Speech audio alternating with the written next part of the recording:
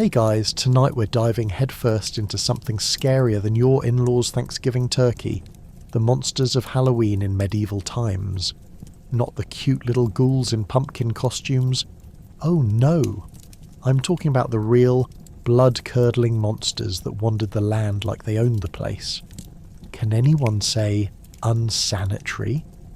So before you get all cozy under that warm blanket, take a second to like this video and subscribe, but only if you genuinely enjoy this wild ride through history. And do leave a comment letting me know where you're tuning in from. When it's nearly midnight in your time zone, I consider it a badge of honour. Now, dim the lights, turn on your fan for that soothing white noise, and settle into that corner of your couch like a gargoyle keeping watch over your dreams. Have you ever wondered what medieval monsters really looked like? Did they have dental plans? How did they manage their horrifying body odours among their fellow creatures of the night? Did anyone ever take a selfie with a troll, or was that just a distant fantasy? Imagine dodging a werewolf on your way to work.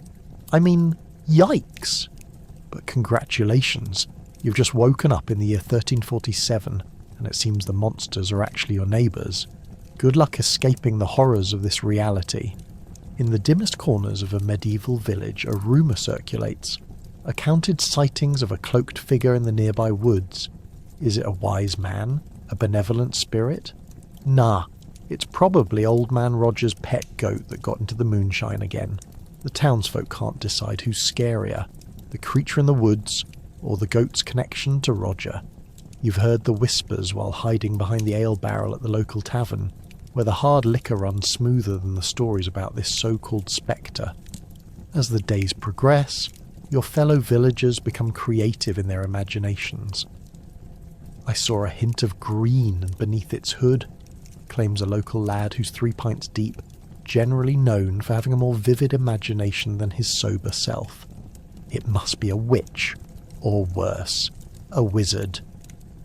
While you've never seen a wizard dabble in goat-related conversions, you can't help but join the fun. A cloaked figure in the woods raises more questions than it answers. Perhaps it's just Roger again, roaming the perimeter of your village while whipping up some astonishments about his enchanted goat. To add to the confusion, the village priest begins holding mass more frequently. We must pray for our souls. The cloaked spectre seeks to claim the virtuous among us, he bellows, gripping the hymn book as if it might ward off the very spirit he conjures. Meanwhile, the village women roll their eyes, knitting hastily, using their needles as a sort of talisman against pure absurdity. If the only thing terrorising the village is a goat, I feel rather safe, they whisper between stitches. The next morning, as you groggily step outside, perhaps not as sober as you should be after the previous night's festivities, you spot something moving in the woods. Heart racing, thoughts racing. Your mind automatically runs through its list of possible encounters with supernatural entities. You inch toward the edge of the trees, considering whether you'll participate in a duel or just run back to your cosy hut. With trembling hands, you clutch your trusty pitchfork. A weapon? More like a pocket-sized horror in case of impromptu goat encounters. And then, there it is. A figure cloaked in shadow, weaving between the trees with a graceful confidence that would suggest either a supernatural being or merely a very agile goat. Before you can even register whether to scream, sneeze or stutter, it turns, revealing a mismatched assortment of twigs and some leaves. Not a cloaked spectre at all, but Roger, stumbling around his garden, harvesting whatever remains of his failed crops. You glance down, realising relief isn't the only thing hitting you. You've just stepped into a pile of goat dung. Baffled, you snicker and call out to Roger, "Mate, I think your goat is leading you to the nearest tavern." Your laughter echoes while a few neighbours join in, grateful the spirit haunting their sleep was nothing more than a tired farmer navigating his way towards sustenance. But old tales die hard. This newfound cloaked spectre still had a life of its own. Roger, too, would never again outlive his moonshine-happy goat. The next week presents its own challenges, as stories spread faster than the village dogs chasing their tails. Nightfall descends upon the village. Children straight out of a storybook dare each other to venture into the woodlands, if only to catch a glimpse of Roger's tail. "Go! Bring back stories!" they yell with a mixture of bravery and reckless abandon. Once the kids return, faces flushed and wide-eyed, the stories continue to evolve. "I saw the spectre. It called to me," one breathless child exclaims.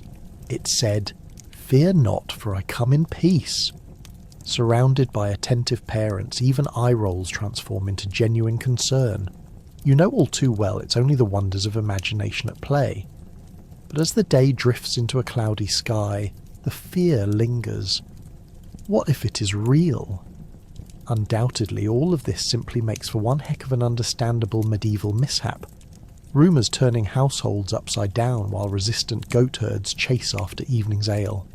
In true medieval fashion, within days, the village lowers its drawbridge of scepticism as they eagerly await the next ghost story birthed from the cloaked woods, partly terrified and wholly entertained. For these simple folks, no matter the twist of fairy tale or fiction, one moral always prevails. The spookiest encounters of all might come unexpectedly from the most familiar faces, so you huddle around the fire and cherish the haunted life of Old Man Roger's goat. Because who knows what other cloaked tales the village might invent tomorrow? Surely a safer bet than dwelling on the real spectres lingering outside that cramped wooden door. Ah, the graceful vampire, a true medieval delicacy. Picture this. You've nibbled on a leg of mutton and are ready to call it a night. But wait. Local lore warns of a vampire roaming your rafters, but it doesn't sparkle. It just really needs a fashion makeover. Anyway, you could swear you hear a faint suck sound. Is it dinner time, or is it just your neighbour Dave's enthusiasm for dessert? You ponder your options. Should you check the attic for the undead pest, or battle your fear with the tried and true method of pretending this is just an overly vivid dream? You finally muster the courage to peer out the window, hoping for a glimpse of the vampire, which, contrary to popular belief, isn't a tall, brooding figure draped in velvet capes drenched in cologne. No, it's more likely an unkempt soul with an insatiable taste for crimson delights, sporting a bad haircut that went out of style last century. Plus, who could forget the intimidating flare of a crumbling cloak? But alas, the horror show doesn't end there. As you lean further out, you catch sight of your friend and neighbour, Dave, dressed like he's auditioning for a role in Real Housewives of Transylvania. He's dramatically stretching his arms toward the heavens, while muttering phrases you think might be, "I want to suck your blood," or "pizza delivery." You squint, and the realization hits you. That creepy sound was not an emerging vampire. It was David trying to imitate a bat while also trying to fit into his vegan lifestyle. Surely nobody told him that blood smoothies aren't a thing outside of health trends. Your mind races as you slip into the safety of your blanket fortress, fortified with potato chips and last season's wool socks. Should you brave a confrontation, or would it be better to simply let nature take its course? In medieval times, being accused of vampirism could lead to a fate worse than being eaten. A lifetime of awkward small talk at village gatherings. And who could forget the heavenly odour of garlic your grandma stuck in everything? You ponder how your poor neighbour might suffer if superstitious villagers came to visit. The ridiculous nature of the night fills you with a sudden urge to venture downstairs, to figure out just what has led to this absurd turn of events in your quiet, uneventful life. As you land on the creaky wooden floor, you hear rustling in the shadows of your living room. Dear God, is that the creature of night? Or yet another of Dave's midnight snacks? You approach with caution, all the while mentally preparing yourself for a potential vampire showdown. What if it turns out to be a race-sustaining podcaster with an interest in immortality and poorly executed life choices? Awkward. You halt mid-stride, recalling various folklore. Vampires hate garlic, can't cross running water, and their biggest foe might just be don't look under the bed. And of course, you've heard about werewolves existing simultaneously in this world. But what if they're on a coffee break and are totally missing out? Talk about resource mismanagement. As the rustling grows louder, you imagine the scenes popularised in the medieval TV dramas. "I shall save you," you shout with full-on bravado, scooping up spoons and forks as if preparing for a culinary war. You can already picture the headlines. Spoon-slaying vigilante defeats vampire with unorthodox silverware method. But there's your friend Dave, the genuine sucker of it all, casually licking his fingers. Turns out it was only a spilled bottle of beet juice. That sudden surge of relief feels like a vampire's neck snapping properly. Comedic and absurd. You find yourself laughing so hard that you forget about the traitorous noise and head upstairs again, aiming to keep your exquisite irony alive. But now your mind's racing. What if the vampire tales were just the local tavern's way of covering up its terrible food? Is "I want to suck your blood" just a clever marketing scheme to draw patrons to another phony branded night? The revelry fades, yet a peculiar truth lingers in your mind. Just like medieval superstitions, the scariness of a neighbourly visit might be all in the way you look at it. So you crawl back into bed, cushioning your head on the chilly pillow. Tonight's vampire scare may not classify you as a heroic knight, but at least it propelled you towards gnawing curiosities about fear, farces, and friendship. All that's left now is to conquer your social fears, and perhaps tackle the next village vampire's prank.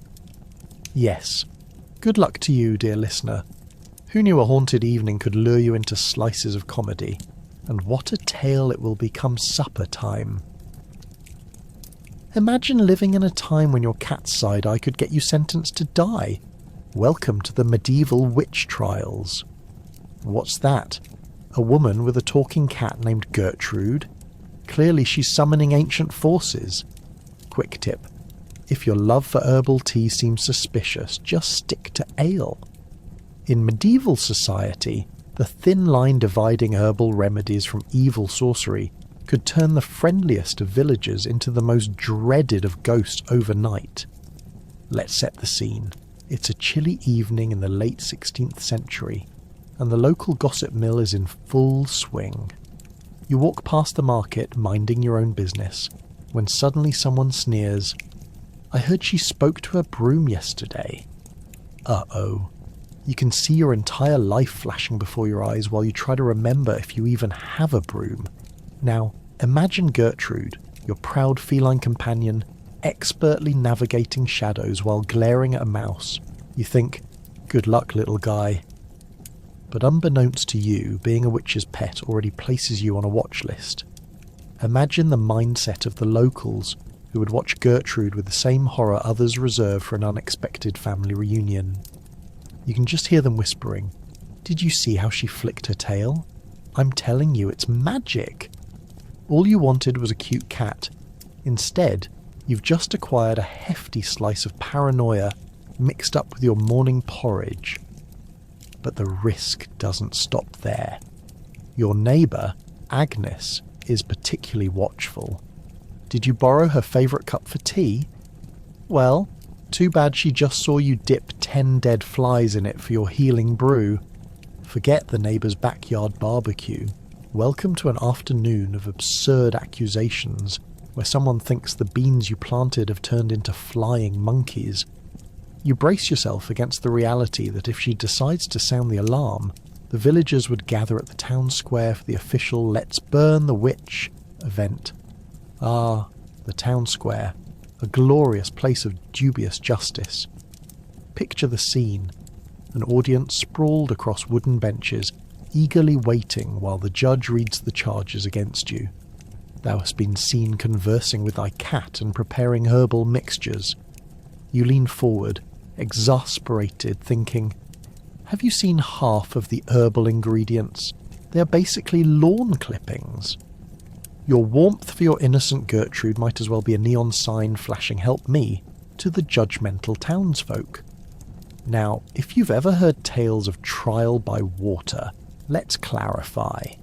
No hot tubs here. The stakes are quite high, literally. You're tossed into a body of water to see if you float or sink. Float! You must actually be a witch. Sink! That's just the water's way of deeming you innocent. Posthumously. It's all rather theatrical, don't you think? A dramatic swim in your favourite dress before the villagers decide who gets to go home and who gets grilled like a marshmallow, or worse, oh the horror, left to chat with Gertrude about the afterlife. Now let's consider practical matters. Who needs an entire council of wise men when you can just employ a practitioner of the dark arts? With their flair for leaves and strange trinkets, it's all set as a hot new job opportunity. And they will definitely tell you that your greatest flaw is not being able to charm a bewitched broom like everyone else.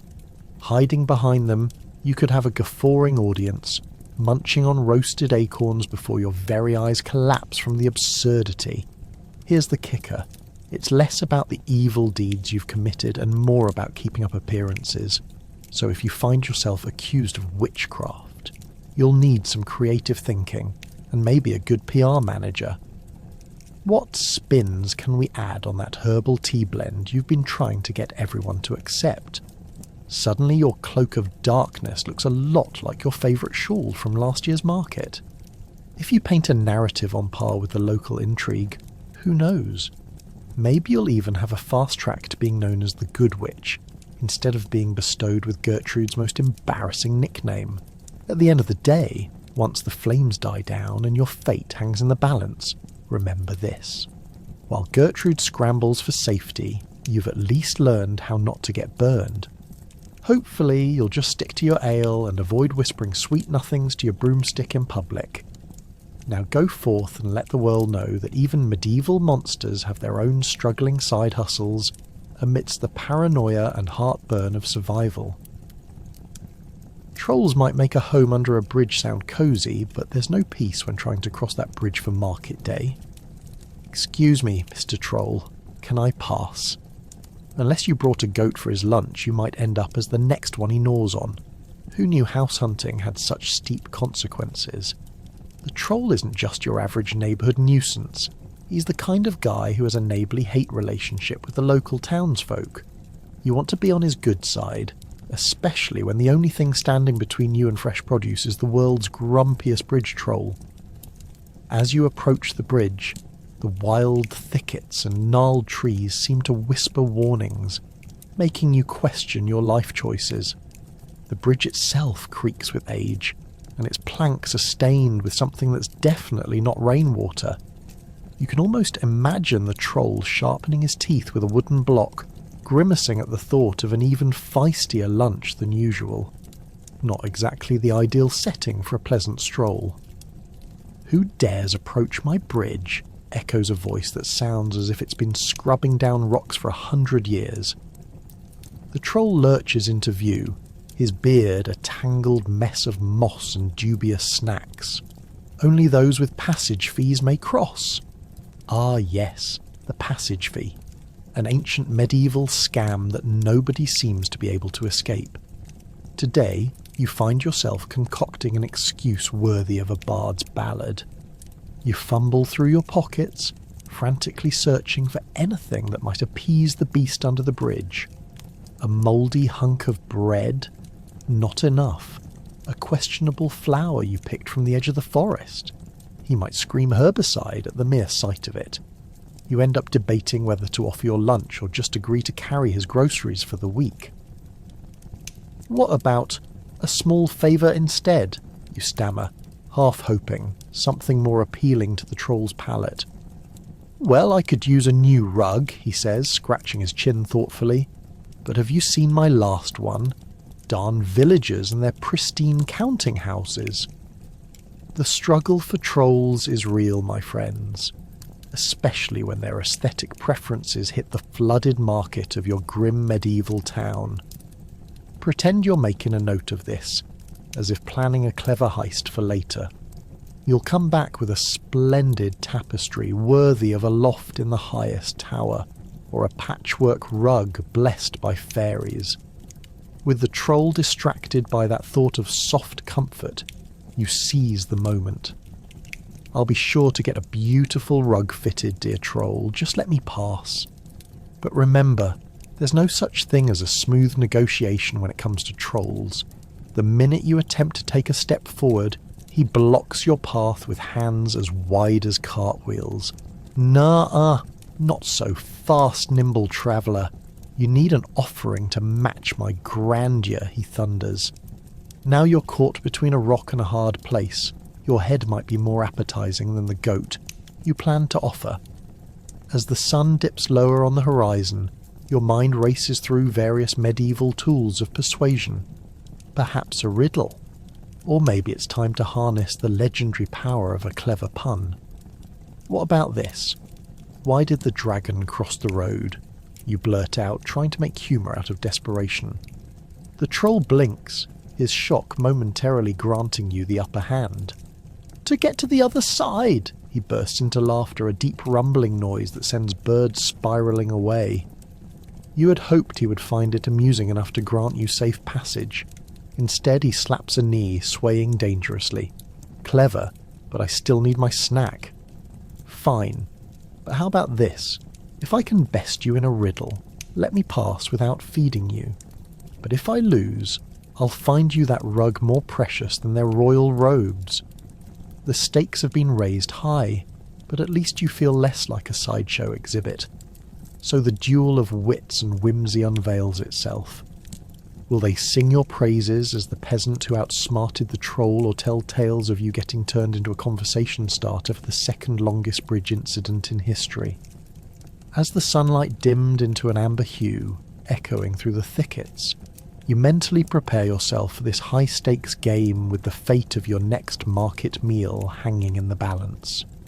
Remember that in medieval times you either made it big or became a mere myth. As the shadows grow longer, let's hope you don't become the punchline of this very bridge troll's next joke. Just another day navigating the troubles of medieval life, where crossing a simple bridge can cost you everything, even your dignity. Did you ever think bacon would win against zombies? It turns out in medieval kitchens you might have to fight the undead one breakfast at a time. Picture yourself battling for the last piece of that crispy delight, while your undead neighbour lurches toward it, groaning. What a way to start the day! Instead of enjoying a peaceful breakfast while basking in the morning sun, you're confronted with the terrifying reality that the undead have developed a taste for your cherished slices of pork. Ah, medieval life, where bacon is your best friend and your biggest enemy. As you take a moment to savour that all-important morning meal, you might hear the faint sounds of moaning drifting from the direction of the neighbouring hovel. Was it really a great idea to make a casserole out of brain stew last night? You wonder, trying to block out the memory of Doris's rather questionable culinary choices. She always seemed more interested in what she'd throw into her pot rather than if it would still be edible by sunrise. But you digress. The zombie trend could eclipse the entire breakfast landscape, and no one would be safe, least of all you trying to make your way to the table through a minefield of fingertips, drool, and of course, zombies. Imagine the scene. You sprint to the hearth as your loyal hound, Sir Sniffs-a-Lot, watches with a mixture of disbelief and desire. He yaps enthusiastically, apparently rooting for your victory over the undead horde, though he might just be after a scrap of bacon himself. You reach the cookpot, which has the last remnants of last night's feast simmering away.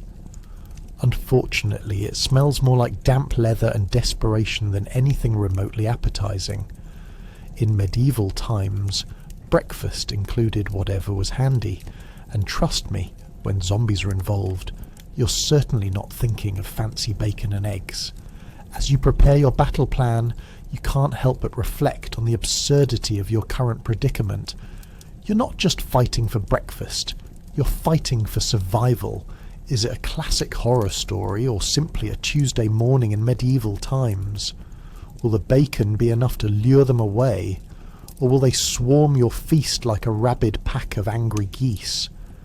You take a deep breath, gird your loins, and start hatching a plan involving everything from arrows to leftover campfire snacks. You grab a pot of what once was the night's stew, now resembling more of an abstract painting, and you contemplate using it as a distraction. Maybe the undead have developed an interest in fine dining. You toss the contents in their direction, watching as they descend upon the dish. Yes! The undead seem to have the taste buds of a 5-year-old. Ooh, shiny! Works every time. This brief diversion gives you just enough time to reach out and grab the prize bacon, glistening with deliciousness and undercooked in all the right places. But hang on, you forgot about Gerald, the least stealthy zombie in your neighbourhood, who inexplicably locks eyes on your bacon hard enough to make you question his intentions. Here comes the lumbering undead rush. They may call it a zombie shuffle, but it feels more like a slow-motion calamity. Glancing back at your loyal hound, you mutter, "If they get my bacon, what's left for us?" Sir Sniffs-a-Lot gives you a weary tail wag, as if to silently declare, "We must not let our glorious breakfast fall into undead hands." Lifting your trusty frying pan, the only weapon a noble chef needs, you raise it like Excalibur itself. With a primal battle cry echoing through the hovel, you charge forward. No, not my bacon. The only thing keeping the world from ending in chaos. The clattering of your pot brings the undead horde to a literal halt. With a swift blow from your frying pan, you send the first zombie careening into the wall, unconsciously saving 3 loaves of stale bread that were carelessly forgotten on the cutting board. As the dust settles and the pieces of bacon slip between your fingers, you pause, realizing you've both fought hard for this meal and also became an accidental heroic figure in the breakfast wars. Morning has never been so deliciously dangerous. You take a moment to gather your thoughts. What have you learned today, dear listener? Simply that bacon truly may be the saviour of the medieval age, even if it risks providing brunch for the undead. So the next time you find yourself wishing for bacon, just remember, it might come with a side of zombies, and sometimes that's just the way the eggs are scrambled in the medieval kitchen. Everyone thinks magical powers are great until the butcher's son tries to conjure a rain cloud and accidentally dunks the entire village in goat milk. Picture monks yelling, "Get the town square hoses!" while villagers consider investing in a sailboat instead of seeking the wisdom of your neighbourhood wizard. Because why settle for a sprinkle when you can have a tidal wave of dairy raining down, complete with all the curdled consequences? Imagine the sheer chaos as goats burst out of barns, bleating in bewilderment, wondering why the sky has just decided to pour their breakfast all over the marketplace. Now, as the villagers wade through ankle-deep milk, flocks of chickens flapping and paddling like tiny feathered kayakers, you might start to wonder who actually signs up for magical lessons. Some charming apprentice with a shaky hand. Or perhaps it's the local priest desperately trying to drown his evening sermon in something other than milk. This is how magic often goes wrong, with good intentions wrapped in sheer incompetence. Let's go back for a second. Every aspiring wizard thinks they're the next Merlin. They flick their wrist, mutter incantations in a voice that might as well have come from a crow with a sore throat, only to end up looking more like a bumbling assistant than a grand sorcerer. "Oh, come on, it can't be that hard," you hear through the walls of the workshop. Well, dear apprentice, brace yourself, because learning magic in a medieval village isn't just about spells. It's about not drowning the local economy in a flood of goat products. And Lord knows the complaints that will follow. The baker is furious. He's running low on flour for pastries that were supposed to elevate his social standing. Meanwhile, the butcher, in his usual bluster, swears he's owed goat milk compensation for every gallon that drenched his prized cuts of meat. Who could blame him? Nothing ruins a good leg of mutton quite like the fragrance of sour dairy. It's like serving your guests a roast and then accidentally dropping it in yesterday's soup. Besides the chaos in the market, there's the utterly inconvenient situation of clean-up. What does one use to mop up that mess? Brooms are useful for dust and dirt, but hardly effective against a dairy deluge. Picture stout townsfolk shoveling out milk by the bucket, their arms steely with determination, and still considering acquiring a couple of extra goats for future emergencies. After all, once you get accustomed to this kind of magic mishap, it can become a staple of village life. Can you imagine the future festivals with goat milk fountains, proudly displaying the butcher's price-cut special? Let's not forget about the hapless apprentice himself. You've likely lost track of the formerly ambitious butcher's son, who thought he'd wow the townsfolk with a little rain dance gone awry.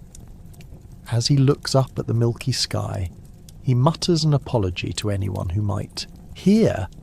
I swear the spell was supposed to work.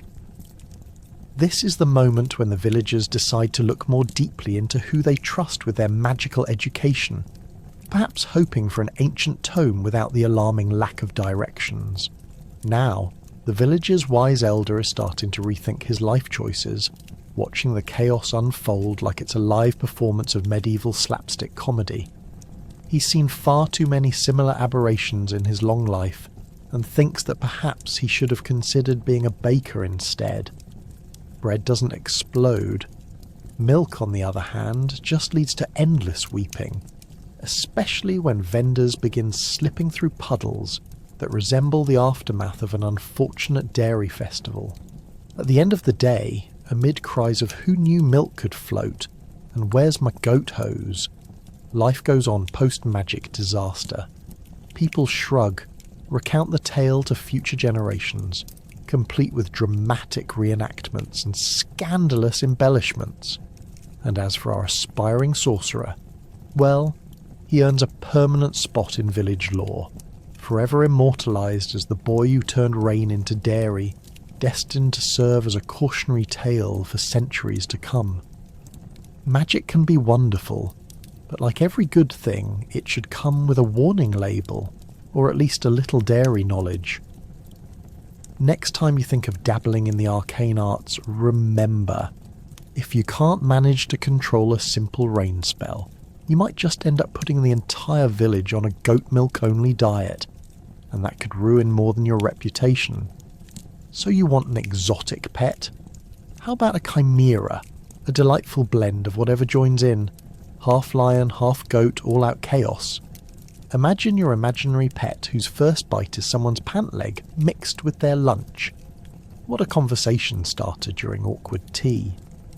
Now, before we dive deeper into this idea, let's imagine for a moment the fine art of chimeric history and how it has slithered, yes, slithered, its way into daily medieval life. What walks on four legs but roars and bleats at the same time?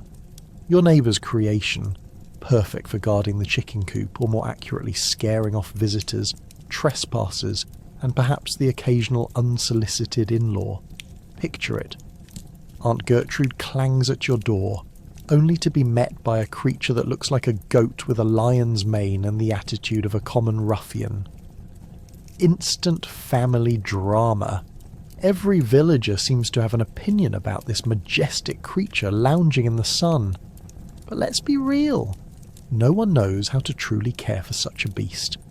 You might think that a chimera would perform tricks or help with herding cattle, but in truth, it's probably more of a fluffy hazard than a healthy helper, with a carnivorous appetite for your favourite vegetables and a particular love for scaring off the neighbour's dog. Who knew that crossing a lion with a goat meant you'd also have a very disgruntled, that's right, disgruntled, zookeeper in your midst? So what does it eat, you might wonder, while pondering how exactly to feed this oddity? Here's a distinct possibility. Not your $30 artisanal farmer's market pickings. Imagine a diet slathered with everything from barley to the neighbour's cat. Nobody's above a few fluffy snacks. As much as you wish you could provide it with organic kibble, your chimera is living up to its reputation as the party animal at the stable, making it the life of the feast, if your neighbours could move past all the chicken gossip. And heaven forbid this chimera gets bored. 1 minute it's frolicking in the fields like a majestic beast of legends. The next it has turned into a monstrous whirlwind of nibbles and nip-nips. One misstep on your part, be it forgetting to praise its latest artistic interpretation of the vegetable garden, and you could find yourself dodging the kindly attention of a half-pissed-off lion as it tries to redefine your well-reviewed marigold arrangements. And what about the friends you had over for tea? You think they'll see the whimsy? "Oh, hello, let me introduce you to my exotic chimera," you say, while sinking slightly into the nightmare that is your home, only for your guests to look on in horror as they realise that their crumpets could soon be replaced with bits of Uncle Jerry's homemade lawn decor. It loves visitors, you assure them, quickly regretting your boast while attempting to distract it with an apple, while secretly praying they don't realise a delightful little pet was not exactly what they pictured when arriving for a peaceful afternoon. At that moment, do you blame them for casually stepping back, whispering tales of trolls just to have an escape route? As the chaos unfolds, you can even see the monumental disaster looming in their eyes, the true realization that your furry buddy is perhaps the embodiment of a poor life choice, not unlike that time you thought knitting a sweater would be fun, only to realize that you're actually out of yarn and odyssey, dedicated to fighting the air for scraps of creativity. But that's exactly the charm of owning a chimera, the delightful déjà vu of parental responsibilities you didn't sign up for but now cherish, all while overcoming the daily struggles of keeping it from meeting the local livestock. Does having a chimera teach you about responsibility? Absolutely. Are you prepared for the next mishap it trains you to consider upgrading your insurance policy? Let's say there's balance in life that you might not quite see but surely feel. The high expectations of ownership tumbling over cute creature instabilities. So yes, while chimeras might seem like all fun and games, they quickly tug you into the chaotic whirlwind where reality is cheeky enough to meet your fantasy head-on. Ultimately, dealing with these mythological misfits certainly keeps life spicy, right? But let's be honest, pet ownership truly changes a person. No one can brush it off now, whether it's a chimera scratching the proverbial itch, or a pet rock left to roam the metaphorical jungles of your mind. But fair warning, transitioning into chimeric companionship might just mean additional wigs, a hot new wardrobe, and a curious number of clerics showing up at your home for a chat. Welcome to medieval life, where everyday magic is both a blessing and a curse. Ah yes, in medieval times, you could seek out the village seer if you didn't mind vague metaphors and smoke readings. Spoiler alert, great things coming your way if you survive the next 5 minutes. What does that even mean? Magic or bad news? You decide.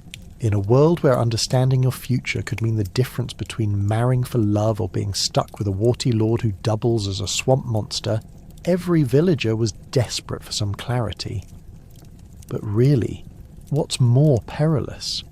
Taking chances at love or consulting the local mystic whose predictions often sounded like they were pulled from a hat of expired prophecies? Let's set the scene in your charming little medieval village, where you stumble across a tent adorned with an array of questionable herbs, smoke wafting out like it's auditioning for a horror movie. The seer, a cross between your overly dramatic aunt and every witch from folklore, beckons you in.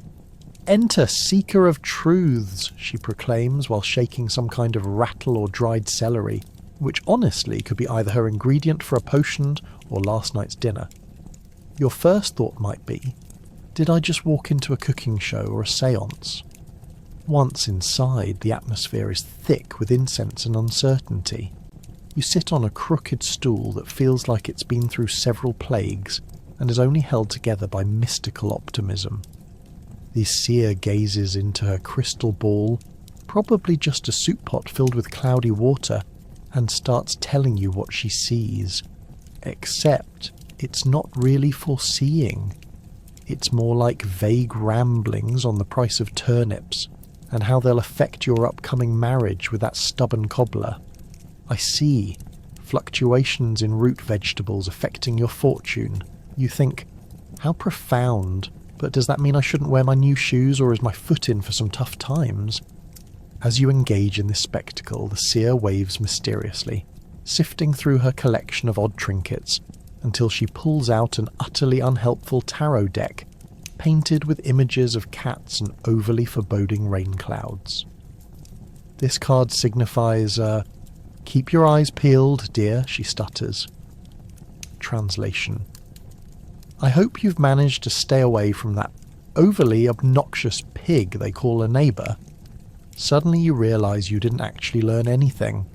You're back at square one, and now you have a headache and the overwhelming urge to roast some root vegetables just out of spite.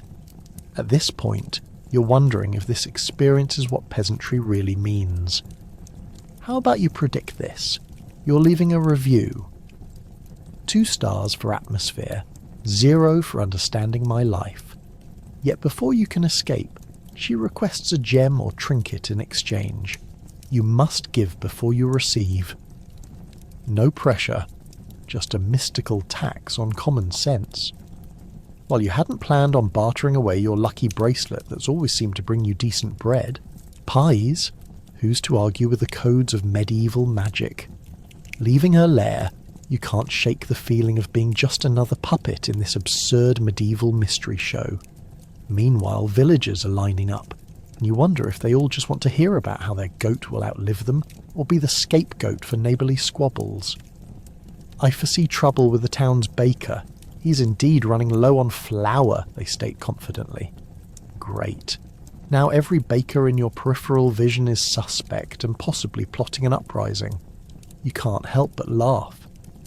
Did anyone ever have a good encounter with these modern-day ornithologists? Or were they simply a fusion of bad puns and overselling self-care? As you stroll back into the sunlight, you feel a strange mix of reassurance and existential dread. Perhaps the answer to the existential burning question, the true fortune, was learning to indulge your imagination on dark, stormy evenings, pretending to take things that seriously. So next time you find yourself on the brink of asking a creepy seer for help, think twice. What's worse, ignorance or an overabundance of half-baked advice from a villager who probably can't tell the difference between chicken soup and life prophecy? Instead, grab a pint at the local tavern and come up with your own solid fortune. I foresee drunk shenanigans and questionable life choices ahead. Now that sounds like a winning ticket in this medieval game of chance.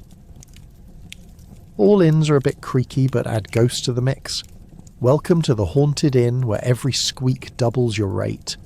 You'd better hope the bedbugs don't decide to join in, or you might get battles on all fronts, spirit above and critters below. Picture this. You're tired after the day's dreadful labour, ready to collapse into whatever mattress from a medieval nightmare awaits you in room 4. But as your weary bones sink into the hay-stuffed mattress that smells suspiciously like mildew and sour dreams, you hear it. A soft, eerie creaking. Was that the floorboards? Or is it the ghost of old Lady Agnes, who definitely didn't get her side of the bed back when she passed? The innkeeper, a rotund man with a suspicious twinkle in his eye, greets you at the counter with a grin that says, "You've got just enough coins left to pay till morning, or the hearse." Let's be real. The bloke's probably had some bad experiences with both customers and spirits. judging by the haunted vibes that linger in the air like last week's turnips. But don't let his jolly demeanour fool you. Everyone knows the haunted label is just an elaborate scheme to charge a few extra coins.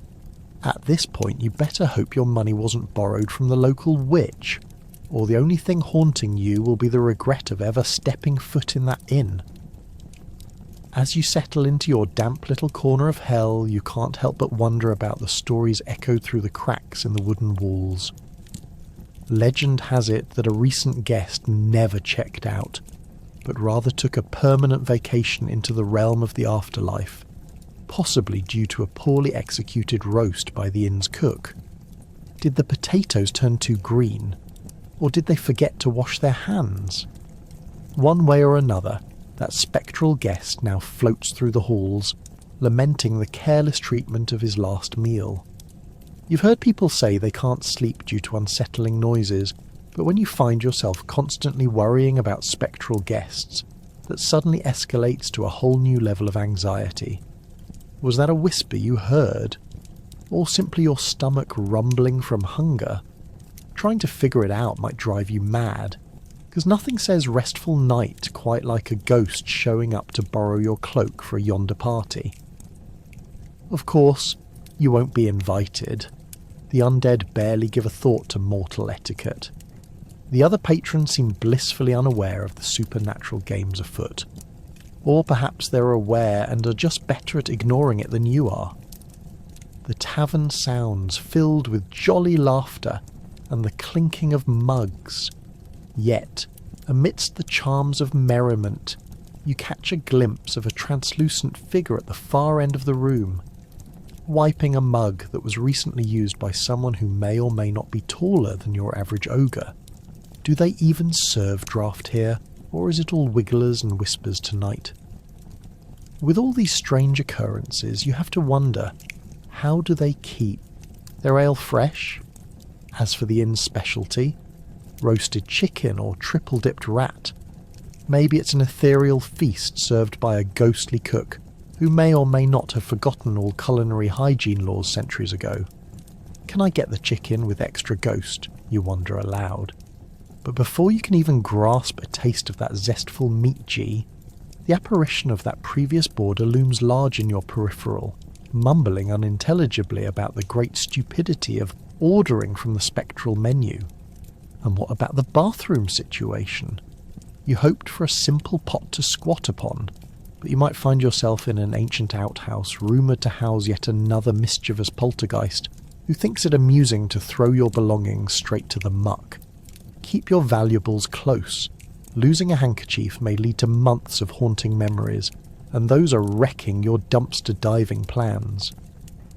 Now, as you prepare to close your eyes, somewhat hesitantly, you remind yourself of that old saying, "Good night, sleep tight, don't let the ghost eat you." Oops, that's not quite right. But hey, after a night at this inn, who knows if your brain will even register a difference. Either way, welcome to the Haunted Inn, where bedbugs are the least of your worries, and the true peak of the supernatural experience lurks just beyond the doors of room 4. When your innkeeper tells you to be quiet or else, he's referring to not waking the resident dragon who's just trying to nap after a long day of incinerating travellers. Pro tip, don't offer it a bouquet of flowers. It's more likely to incinerate you instead than buy a magazine. Picture this. You've checked into a lively inn decorated with charming sketches of knights and more than a few heroic feats. But lurking in the corner, beneath a pile of dusty hay, is Balthazar, the half-dozing dragon whose snoring sounds like a thunderstorm mixed with a wooden cart rolling down a hill. He isn't exactly subtle. Why would he be? This is his post-battle zen moment. If you want a peaceful night's sleep, you'd better keep your distance. But let's face it, you can't unhear the low rumble coming from Balthazar's belly, signalling a snack attack. Do dragons snack, you ask? Sure, they live on terror and fried tourists, field goals in their dining experience. But their preferences lean heavily towards rich, buttery sheep, seasoned with the slow-roasted flavour of overwhelming fear. Think of it as a culinary style they've perfected over centuries. So when you consider Balthazar's digestive habits, a castle burger or some grilled mutton sound like a not-so-sweet serenade before a serenade of flames. Let's venture into the inn's kitchen, where the bustling wife of the innkeeper is trying to whip up a meal on a hearth so large it could potentially fit a small child, if you don't mind a little flame-grilled flavour. The smell of boiling cabbage mingles uncomfortably with the lingering scent of smoke from last evening's warmth. "Are we out of potatoes again?" she calls to the terrified kitchen boy. "We'll go get some from the cellar, but keep it low. Balthazar doesn't like noise, and trust me, you don't want to wake him." There are no safety precautions, just a series of superstitions immediately following the calm admonitions that suggest leaving the dragon's bitter morning self where it wants to remain, utterly uninterested in your dinner arrangements. But what about dinner for you? Well, a hefty bowl of gruel it is then. Welcome to your medieval dessert of deliciousness, oatmeal seasoned with whatever looks deadish within a 10-foot radius. You might want to think twice about swinging by the innkeeper's wife for a heaping portion of guaranteed goodness. You can always ask, "What's the special today?" But then you risk the spontaneous explosion of grief. "Oh, it's a dragon's delight. Someone's cousin named Lancaster stopped by just an hour before you showed up, and, well, it didn't end well," she nervously laughs. "And don't think you're safe from livestock roaming the inns for late-night snacks." Enter Ralph, the village goat, known to charge uninvited into the kitchen in a state of excited chaos. Not only is he after leftover bits of bread, but he also seems to have taken a special, mythical interest in Balthazar's haystack. Will you make it to a comfy spot, or will you battle right there next to the culinary mischief? The goat versus the dragon, the real epic clash of fluffy butting heads. Now, after enduring several meals that could only be described as survival food for unsure humans, you finally settle in for the night with a curious sense of dread. You pitch your bedroll, hoping Balthazar will stay slumbering in the corner while you plead the evening away for peaceful navigation through your dreams. You can practically hear the sigh of presumptuous adventure as you drench yourself in the decay of form and pray there's no sudden explosion of flame, and then you manage the first few minutes without noticing the heralded beast now making his way toward you as you unsuccessfully attempt sleep. Just as you begin to drift off, a metallic groan interrupts the stillness, a dragon's belly emitting ancient rumbles that echo throughout the tavern, reminiscent of a medieval heavy metal band performing their greatest hits. How many muttons will it take before you breathe uninhibited? So much for quiet contemplation. We reach a moment of anticipation as you glance across the room, only to find Ralph silently observing, trying to gauge if your limbs are fit for chatting with Balthazar. And if you dwell long enough, deep down beneath that sense of dread, an allure sparks your curiosity as you picture a world involving dragons. It may not be quiet and it may not be peaceful, but it's one where unexpected friendships grow in the heat of chaos, basking in the glow of the flames and the strange companionship of two kinds of creatures seeking a spot under the stars. So as you try to fall asleep nearer to the byproducts of dragons, do it knowing you're charting new territory that balances meals and monsters, and regardless of how it all shakes out, you're likely going to have one heck of a story to share in the morning. So you stumble across some questionable table scraps in the woods that look suspiciously like pieces of Edward. Was he a good neighbour or a collection of awkward family disputes? Do you let him be or gather around the fire for a long debate on household sewing methods gone wrong? Let's dig a little deeper into this peculiar scenario. Imagine yourself dressed in your finest ragged medieval garb, attempting to fend off the evening chill while pondering this very question. Why? Because in the Middle Ages nothing screams weekend bonding like a fresh argument over a patchwork of mismatched body parts under the moonlight. As you peer through the trees, caught between curiosity and the survival instinct throwing up giant red flags, you meet Edward's gaze, or what's left of it, in that flickering firelight. Surely you can sense the inescapable tension. His disjointed existence raises a multitude of questions. Firstly, who decided that capturing and stitching together an individual from random scraps was an appropriate hobby? Was it a how-to from the Home Crafting Using Severed Limbs edition? The mind races with the possibilities. Perhaps it wasn't just a misunderstood experiment gone awry, but also a tragic family feud, echoed through the stitches of Edward in buckled shoes. Remember, we're talking about craft projects that could only have been influenced by questionable choices and perhaps a generous helping of bad family dynamics. What was that aunt thinking when she gifted the sewing kit to her ambitious nephew? We can picture her sipping herbal tea, sighing, "Oh child, just be sure to follow the instructions, and whatever you do, don't use Uncle Harold's old hunting knives." Yet, here you are, staring at what can only be described as the family reunion from hell. As the dusk creeps in and the eerie fog blankets the ground, you might want to consider just how unresolved those family issues are. Is Edward the embodiment of a boy trying to win the affirmation of a mother with an unyielding ambition for artistry? Or is he simply the oppressed middle sibling of a monstrous legacy, forever overshadowed by family drama unfolding in a crumbling castle, where needlework has been declared the highest form of witchcraft? Picture it now. Edward, would-be hero, or totally just one unfortunate chain of poor decisions away from becoming a cautionary tale. As the mist swirls, you imagine old tales told around town about the family that gathered to discuss future dinner plans, but ignored the elephant in the room, or rather, the monstrous concoction sitting awkwardly in the corner.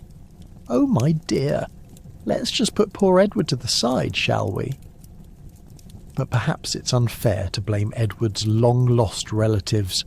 After all, he's attempted to befriend all the woodland creatures, and let's face it, they're so desperate for company that they nod in appreciation while managing to stay just a little too far from his grasp. Meanwhile, your own pet dog barks furiously in desperation, a bit jealous of the furry camaraderie happening just feet away from you both. And as you gauge the tension, you might playfully consider the dinner invitations. So, what will it be, Edward? Pig knuckles or roast rat? Just remember, whatever you choose, be sure to keep a little patch of leftovers for family bonding sessions. The anticipation grows as Edward, with soup dripping from his misplaced stitches, looks hopeful yet terrified, sending mixed signals about whether he's in for a big scoff or just a plateful of rejection. What a haunting scene for confession it is. As you sidestep the inevitable outcome of this ridiculousness, it dawns upon you how the family dynamics that created Edward only serve as a bizarre commentary on your own awkward family gatherings. Maybe this is not merely a grotesque tale, but a reflection of the messiness underlying every clan gathering, filled with quirky relatives, bad advice, and the laughter that may drown out screams of horror. So the decision lies ahead. Will you gather around the fire and roast Edward, or will you welcome him into the circle with cautionary acceptance? Either way, in this medieval dreamscape filled with monsters, misunderstandings, and very questionable morals, it's clear. Somewhere between the stitches and the scraps lies the heart of a creature yearning not for existence, but truly acceptance, whatever that may look like for a patchwork of misfortunes. Trust the banshee to be the dramatic cousin of sorrow who shows up uninvited, wailing at your family gatherings. What does she want? Attention? Is she merely upset about that last family feud, or does she have her own undead issues to air out in a banshee support group? Perhaps it's a mix of all the above. So there you are, trying to enjoy your evening meal of yesterday's stew with a side of outdated history, and suddenly the atmosphere shifts. The walls tremble, The windows rattle, and an otherworldly wail pierces the air, because nothing says comfortable dining like the sound of a ghostly lament echoing right outside your door. Imagine for a moment, you're gathered around a wooden table, the flickering candlelight casting shadows across faces that are already awash in anxiety from last week's potato blight. You're not sure if you're more concerned about the bags under Aunt Gemma's eyes, or the sound of nails on a chalkboard wailing right at your ear. Is it a banshee or just Uncle Tim after a few too many cups of ale, mistakenly convinced he's the familial bard of sorrow and wisdom? This bizarre, witchy woman with her hair flowing like a haunted river is here to steal your meat pies, right at the time of family turkey debates. Sorry, but vague prophecies and ghostly tears over mashed potatoes are not the fix you had in mind for Thanksgiving prep. Oh, but you must know, being haunted or stalked by a banshee may sound like poetic literature, but it's no smooth ride on the Unicorn Express. This sister of sorrow craves the loudest reactions as if she's auditioning for America's Got Spectres. Do her ghostly outbursts prompt courage, drawing brave hearts to console her in her time of need? Sure, in reality, most folks would sooner desire a 3-day mud bath than have her linger at the front door with her tales of woe. Move along, Banshee. Nobody wants to be reminded that Great Uncle Robert died in that tragic incident with the chicken. Now, one must ask, what happens when you ignore those dire wails? Throw a full-course feast that doesn't include tripe? Well, rumour has it that you may find yourself cursed to live forever in a castle of broken dreams. Or worse, you might grow a head of lettuce where your hair used to flourish. Those consequences, true motivators to keep the awkward storytelling at bay. But let's not forget the peripherals of a banshee's life that are probably more painful than that humble mashed potato debate.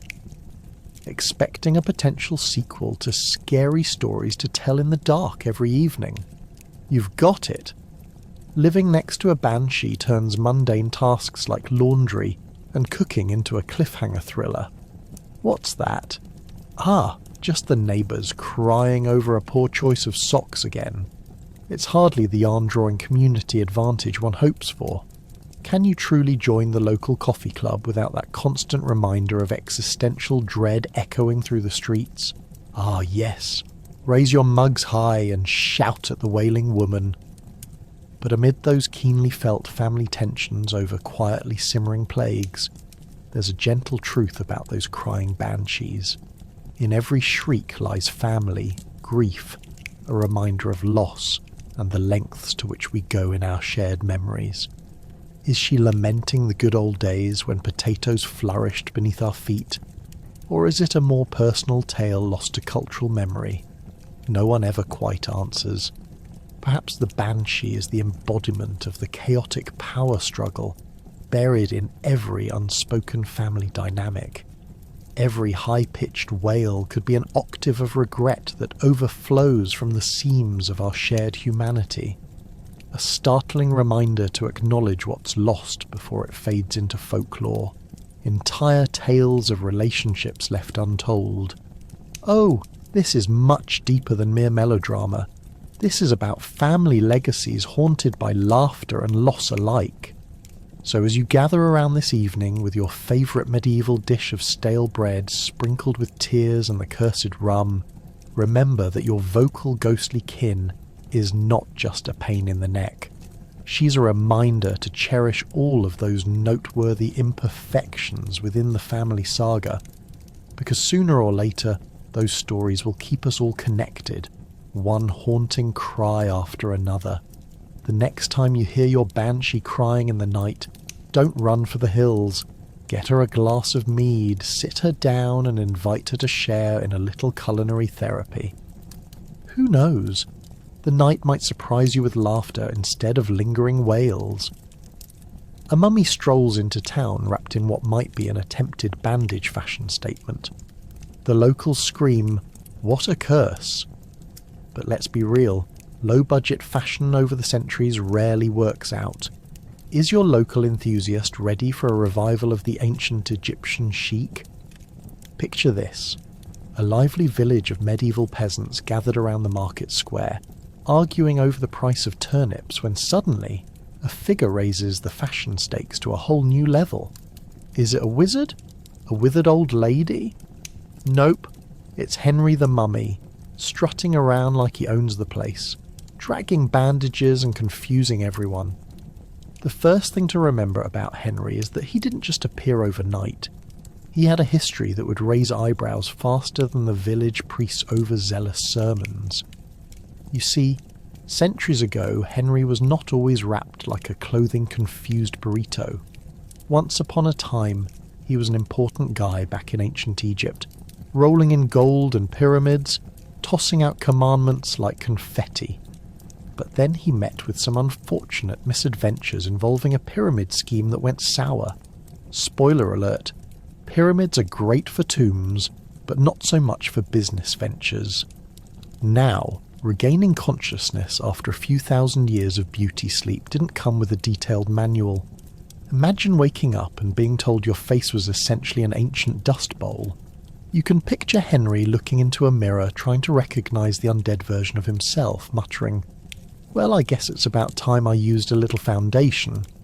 But alas, nobody tells him that the only thing left for contouring is dust and germ-ridden linen.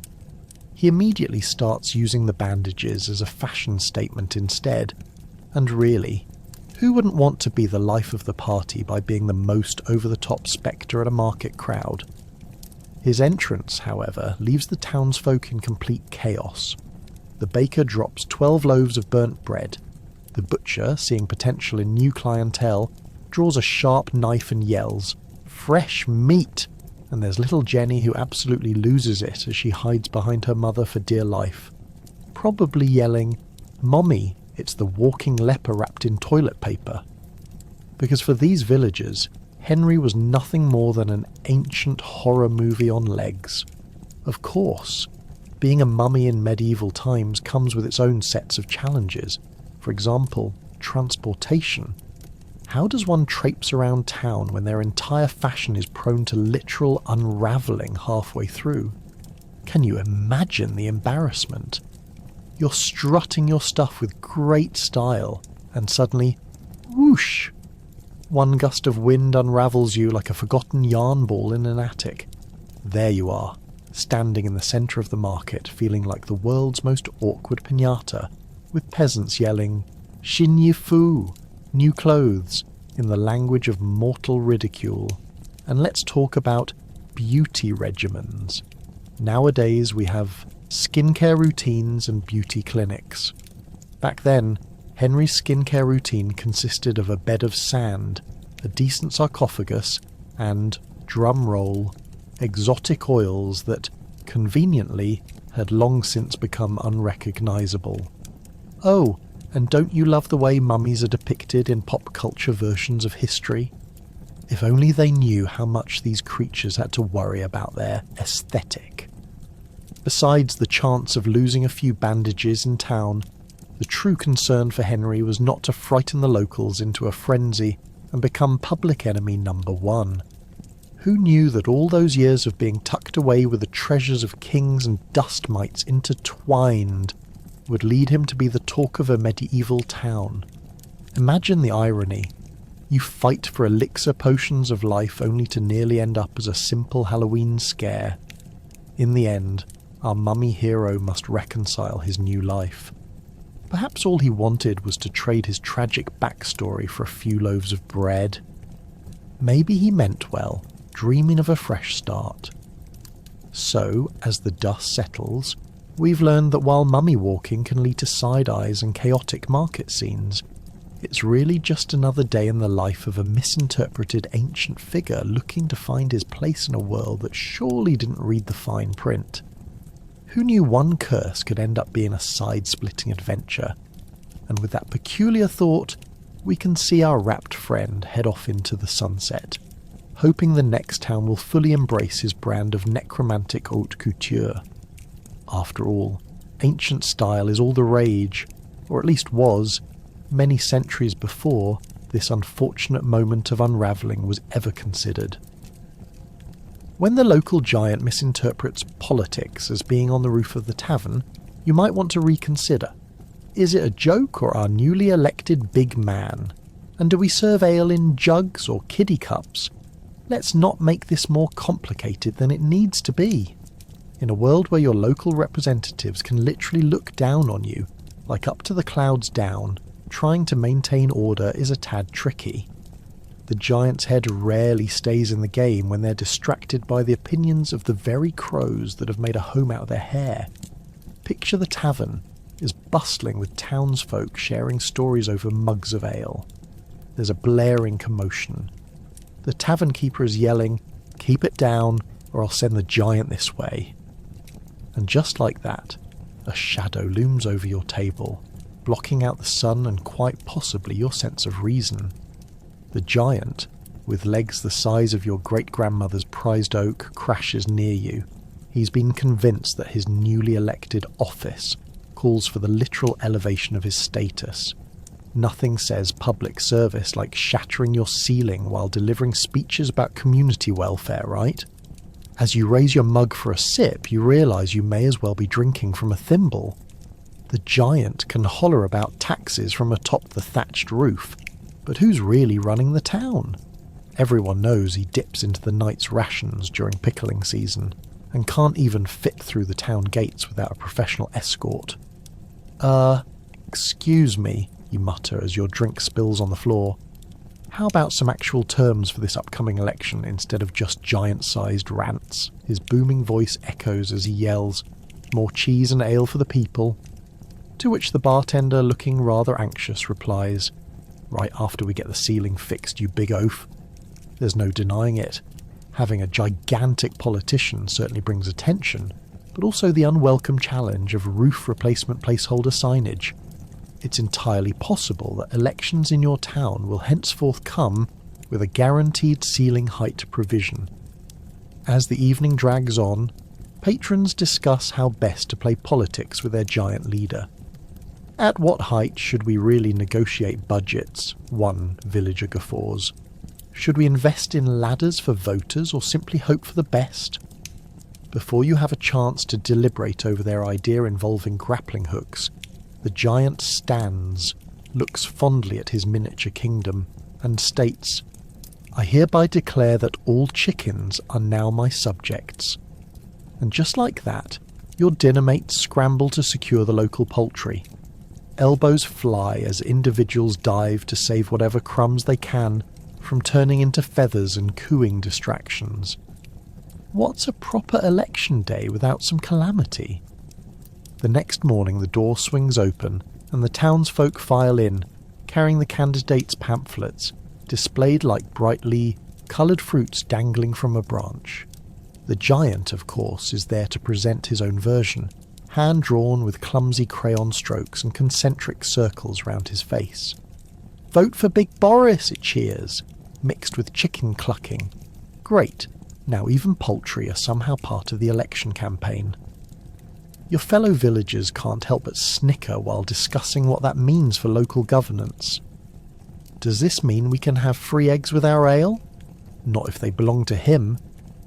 And then there's the problem with the giant speeches, a cacophony of gibberish and misplaced metaphors. We must tackle poverty like we tackle small trees. Sure, Boris, because that example is definitely relevant when you consider the enormous tree growing in your backyard, which, let's be honest, probably needs to be cut down because it's blocking out the sun for 3 houses down the street. Eventually the time comes for actual voting, and you find yourself nervously clutching your stack of ballots. How does one even compete against a giant whose shadow overshadows your perfectly manageable frame? And will anyone dare to question how his ideas have progressed from chicken rights to unidentifiable impromptu zingers of grandeur? In the end, you vote, not just because you believe in the democratic process, but because you're convinced there might be some merit to a politician who gives out free bread to both man and beast, if only for amusement's sake. Just remember, If Boris doesn't deliver on his promises, you're armed with a dandy compliment. Even as a giant, you've proven a comparative smallness in governance. This medieval spin on politics only reminds you that, in truth, the giants of governance can be laughably short on substance, even while being taller than the best homespun curtain in town. So as the local giant negotiates his next campaign, plan to scout for a good seat on the roof. At least there, you might just grab some free bread while ensuring you get the best view of the tavern drama during next week's shenanigans. Go on, raise your mug to the big man above and hope for a comically enjoyable giant-sized adventure ahead. In a world where education comes with claws, teeth, and possibly real disappointment, your task is simple: survive. Sit through the day's lessons without getting eaten, or face your undead professor questioning your life choices over homework.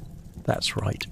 Welcome to the medieval school of monsters, where learning is less about enlightenment and more about dodging fatal fates.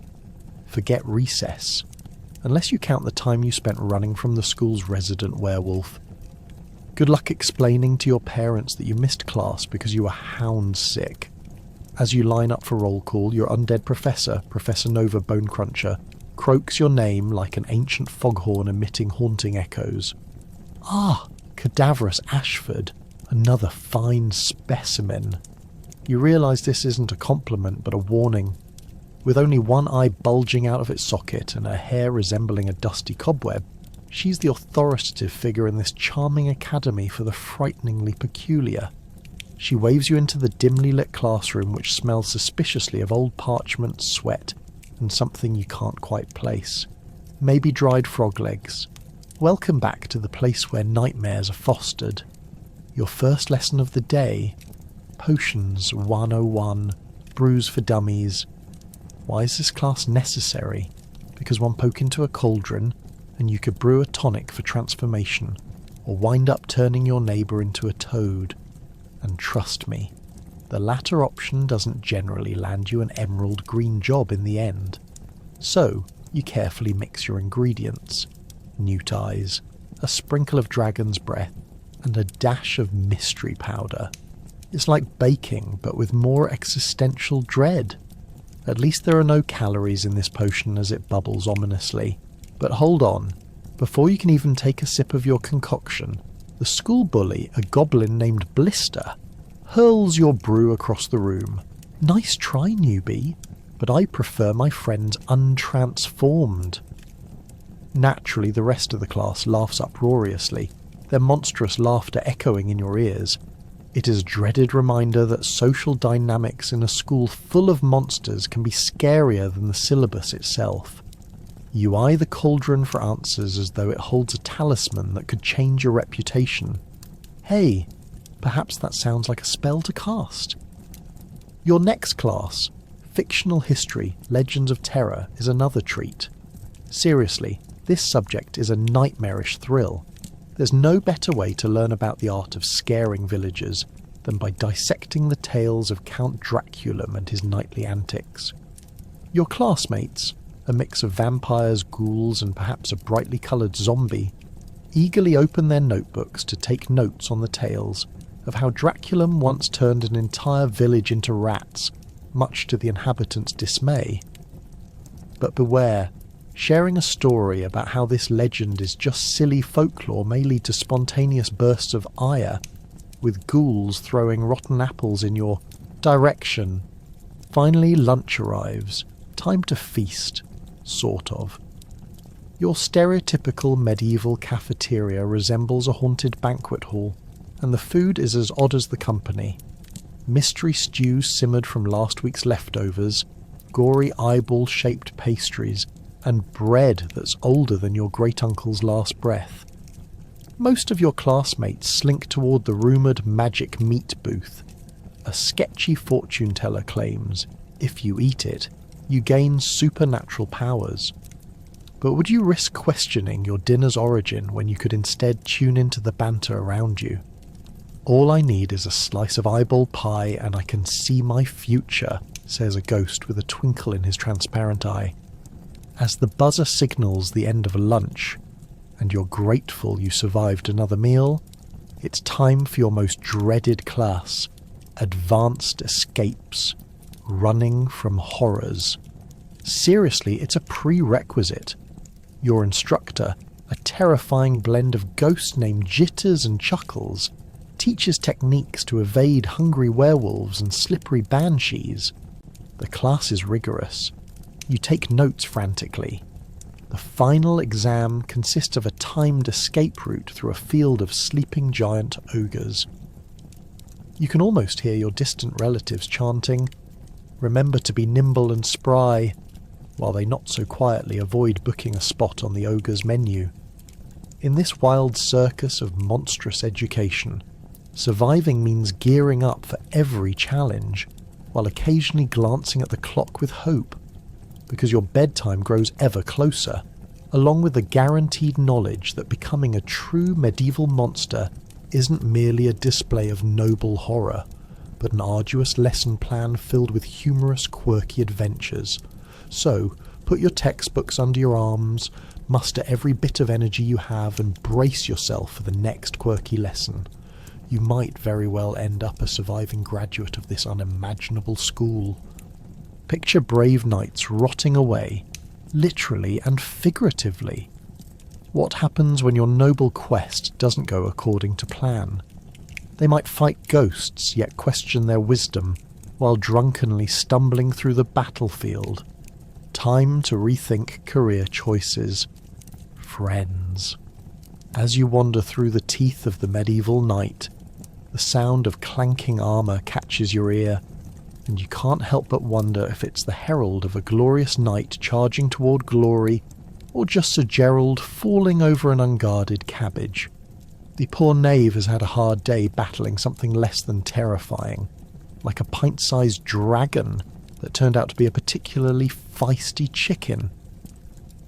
In a world where the legends of chivalry hang by a thread, what does it mean to be a knight? Well, for many of them, it means signing a contract that reads, "I solemnly swear to protect the realm, rescue the damsels, and possibly get drunk at the nearest tavern while boasting about my adventures." Stumbling from one disaster to the next, these knights often found themselves facing their greatest enemy. The furniture of castles. That elegant chair suddenly reveals itself to be a treacherous foe, ready to send noblemen tumbling across the floor in a grand display of dishonour. But can we blame them? Let's take a moment to consider the food they ate.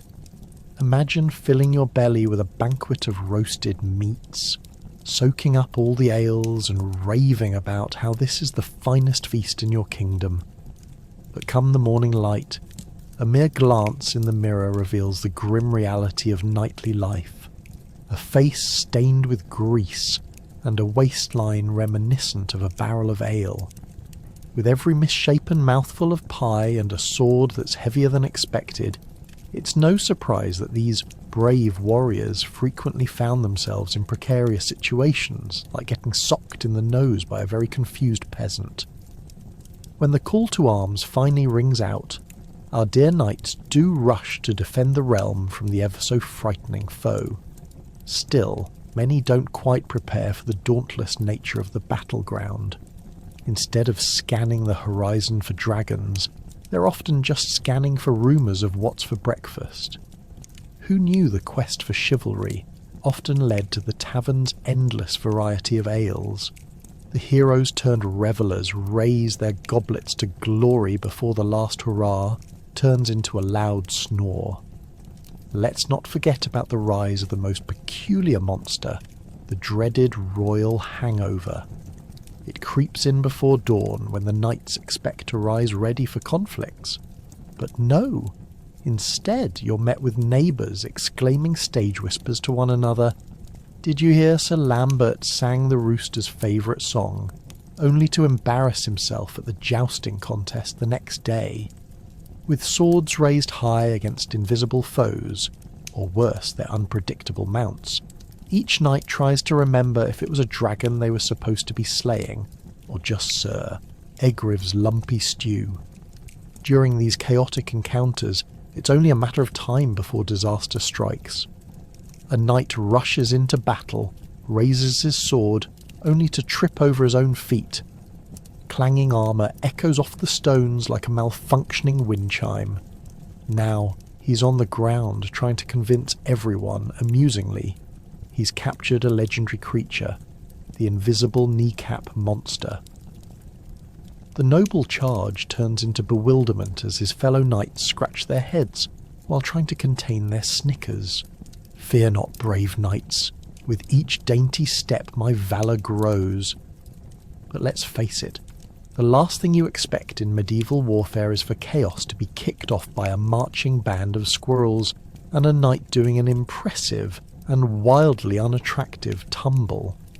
As arrows fly and fur flies, the frantic charge of this motley crew becomes a slapstick comedy, and any notion of glory is buried beneath snickers of hysteria and giggles beyond the moat. So, dear listener, as you drift off to sleepy thoughts of noble quests and chaotic knights, remember this. Not every hero has to be a paragon of virtue. Sometimes, the brave knights of history are but simple fellows looking to escape embarrassment, dancing on the edge of disaster while swigging ale meant for dragons that never showed up. The chivalric adventures might not always be grand, and sometimes they might even be ridiculous, but it's the spirit of camaraderie that makes those moments unforgettable. Who wouldn't want to join a fellowship of armoured goofballs? As you settle in for a good night's sleep, may your dreams be filled with visions of gallant knights tumbling through the world of chaos, just like those who roam the pages of history, armed with only their wits and the dubious support of peasants, trying their best to keep from laughing too hard. As if dealing with your average local gossip wasn't enough, now you have a werewolf friend to explain over dinner. Do you mention dinner was just for your mum? If someone misses the full moon, stay clear. Eyebrows won't be the only hairy features to come about. Imagine inviting this character to your humble abode in the dead of winter. Mud on the floor, guests showing up late, and someone had to go and mention porridge for dinner. The worry gnaws at you. What if he doesn't just enjoy the meal, but also the leg of your mother's favourite chair? The key takeaway here is simple. The full moon transforms your lovely friend from mild-mannered blacksmith to a ravenous beast. Ever wonder how they manage their hairstyles during this transition? Is there a magical barber in town who specialises in werewolf chic? Because all the local barbers seem to be losing clientele. Oh yes, I'd love a trim while you're at it, but make sure my buddy can still go shopping after dark. As the moon rises, your werewolf friend starts pacing, eyeing your leftovers. You'd better make sure to leave the last slice of berry pie on the counter where he can reach it, unless you want to end up in a brawl. What's more terrifying than the transformation? The sounds. Instead of sweet nighttime silence, your neighbourhood is suddenly peppered with howls, growls, and what sounds suspiciously like someone attempting to sing an off-key lullaby but failing miserably. You might wonder, is that a werewolf serenading the moon? Or is it just Ron, the awkward guy from next door? Of course, your local tavern tends to be the hub of all gossip, where the village elder spins tales about how much worse it was when he was a lad. Not that the current werewolf scene isn't already wild enough. Are werewolves considered men's work? Or should they be preparing something for the next village feast? Nobody's really sure, but you have your suspicions that no one wants to part with the town's sheep, a hot commodity. There could be a sudden shortage of wool, and you'll be stuck knitting sweaters that might keep you from freezing, but won't prevent your curious neighbour from inspecting your basement. The smell is where it gets really wild. Imagine coming home after a long day at the market, only to be greeted by a mix of wet dog, damp earth, and... oh, is that the scent of raw meat? Yes, it is. Turns out your lovely friend didn't just transform. He also decided to have dinner without informing anyone.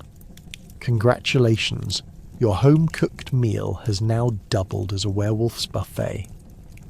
Welcome to the real housemates of the moonlit howl. And what about clothing bills? Let's not even get into who's replacing the shredded tunics after those transformations. You think grocery budgets are tough? Just wait until someone decides to bring a shirt that is now nothing but a ragged piece of fabric after a single night under the full moon. You'd be better off considering a no-fur policy. But if your werewolf friend happens to be a catch, in terms of date night, he might just be your best bet for an adventure. Hey, want to go for a midnight run? Forget running shoes. You'll need an entirely new wardrobe by morning. The adrenaline rush could overshadow the constant risk of tripping over roots while your friend eyes every squirrel and deer in sight. Just remember, if he licks his lips, that's likely not hunger for pizza. After his nightly escapades, the early morning scrambles to remove traces of fur will be worth it if you can survive the whirlwind of drama he stirs up. And yet, every full moon brings the village together in blissful chaos. Who isn't excited for werewolf horror stories at the tavern? Just don't be that one person who suggests he trained to get a grip on control. Seriously, no amount of herbal tea can calm this beast. So now, you're left with the ultimate dilemma. Do you keep him around for the wild stories or let him go? If he stays, your life may never again feel ordinary. But if he leaves, where's the excitement? After all, life without a little fur tends to be less thrilling, doesn't it? Now you know, next time the moon is high, have some extra chairs at the dinner table. You never know who might come crashing through the door. The medieval pixie looks cute, didn't it? But before long, your midnight cuddle session becomes an epic battle of wits, and you find yourself on the losing end of a magical mishap.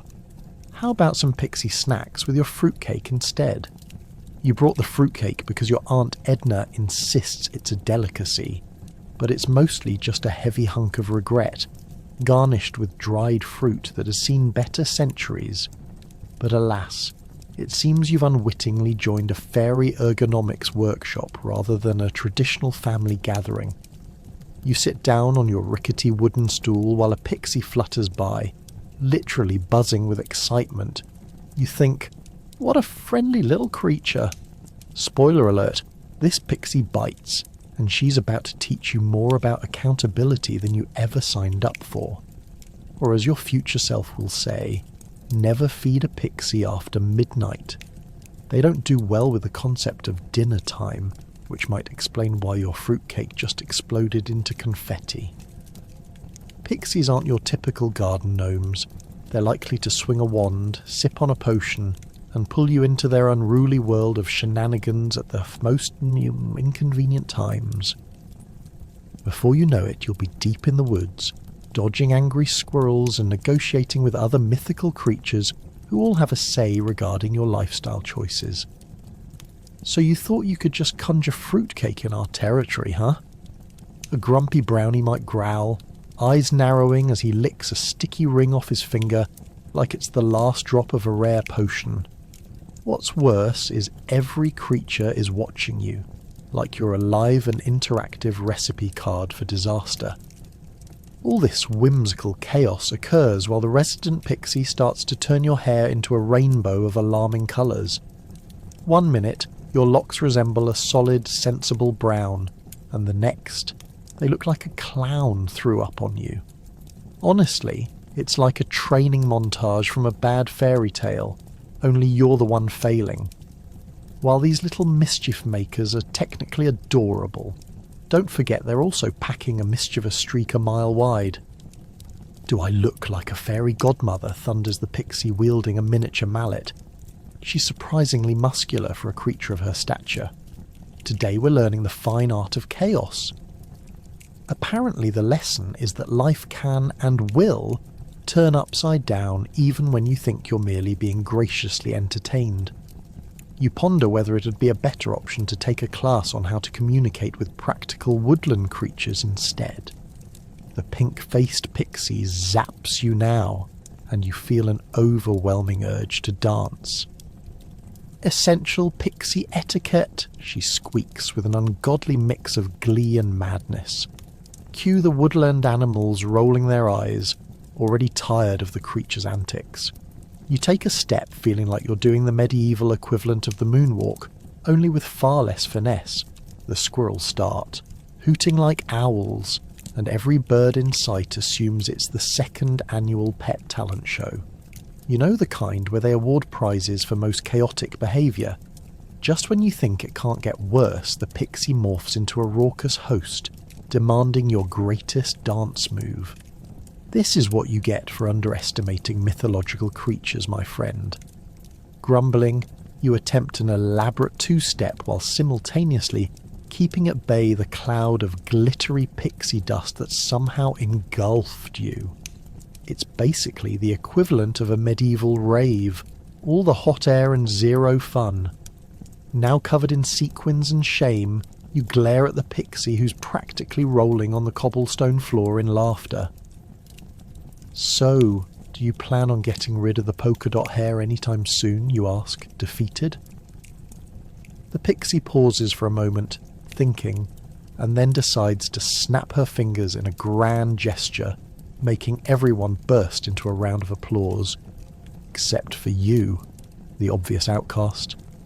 Congratulations, you've graduated from pixie school, she declares, barely stifling her giggles. Eventually the pixie's whimsy wears off, bringing you back to a quiet evening, with the realization that your fruitcake might serve better as a doorstop than dessert. But who knew a night with pixies would end up being an adventure worth at least a dozen scholarly anecdotes about mythical symbiosis? Now you're left wondering, would you still bring along fruitcake to the next expedition, or do you stick with safer snacks like cheese and crackers? You may never know the answer to that vital question, but one thing is clear. The next time you spot a flicker of light in the woods, it's probably best to wave a friendly goodbye. The pixies are great fun, just as long as you're prepared to be the punchline in their next magical prank. Death is here, and he's not in a rush. Picture a lackadaisical figure stopping in for coffee. Have you ordered your imaginary frappuccino with whipped screams? Will you get served or shunned when it's seen making rounds on social media? In the medieval ages, death wasn't just some distant spectre waiting at the end of the road. He was the life of the party, if by party you mean grim courtyard chats discussing mortality and why the plague hadn't paid rent in a while. You'd think an obsession with death might put a damper on things, but not these folks. They embraced it with the same enthusiasm one reserves for a hot bowl of pottage on a cold winter night, clutching it like a lifeline amidst uncertainty. Imagine staggering through your local market with unwelcome ideas about death. A shady merchant sidles up to you, offering a Death's Best Deals clearance event. Step right up for a hefty discount on coffins. Get one while they last, and guess what? You could even choose your wood. Pine, oak, or a really nice birch. Death never looked so good. And let's not forget how medieval funerals were the social event of the year. No fancy invitations needed. Just a nice little sign on the door saying, "Stop by if you feel like testing fate." Groups would gather around, sharing heartfelt laughs, engaging in a morbid game of guess who's next while eating cold stew. Isn't medieval socialising just so heartwarming? But let's not skim past the details of those medieval death rituals. Imagine the imagery. 1 minute you're feasting on what you half hope is mutton stew, and the next you're vying for a lucky spot in a viewing. A good old-fashioned viewing when Uncle Gregor kicked the bucket. The family rolls in bearing funeral blankets, funeral beer, and the ceremonial three-legged stool. One for the deceased because obviously they're still part of the gathering. And the conversation, it's not about how great Uncle Gregor looked stiff as a board. Nope. Everyone's debating which side of the grave looks more distinguished. As the faithful gather under dimly lit torches, casting intimidating shadows that might make a ghost blush, ancient hymns echo through the air, rising like the expectations of being invited back, but hovering uncertainly around the tipsy guests. But beware. A colleague of Gregor's might just comment to the priest, "A lovely send-off. Awfully quiet, though. Isn't that the goal?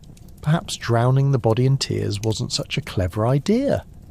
And if you think people were afraid of ghosts, that's an amateur take on the situation. No one wanted to be haunted by a ghost after eating the cruelly prepared cabbage soup from the night before. The corn wasn't the only thing that stuck in people's unwelcome memories.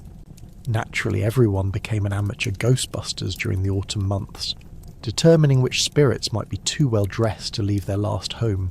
But rest. Assured, one thing is for sure. If the ghost looks well groomed, consider offering him a drink. He's clearly trying to impress.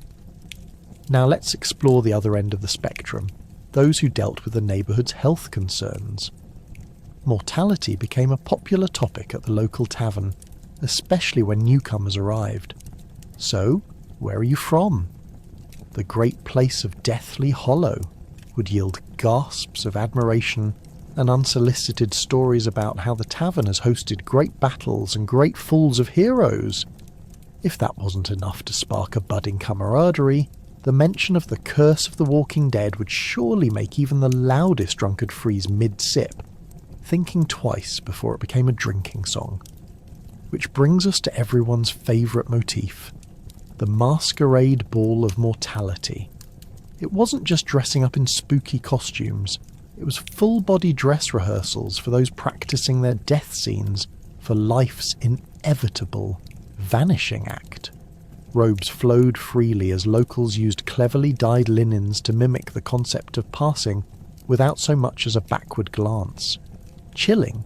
Certainly. Fashionable? Absolutely. So as you curl up in your warm bed tonight, cosy in the knowledge of indoor plumbing and a well-stocked fridge, raise a glass to those medieval revellers who made death both a friend and a frenemy. Remember, while you might have your own nightly ghost stories, there's no comparison to a life where asking, "Is that a ghost, or just my uncle?" was merely the opening line in a killer punch-up with history. We're not simply haunting the past, we're here to revel and enjoy the performance of what comes next. If you think job hunting in modern times is tough, wait until you need to gather an army of the undead. Zombies with glowing resumes. What's that all about? Perhaps if I show up with comments about geriatrics, they'll give me a discount.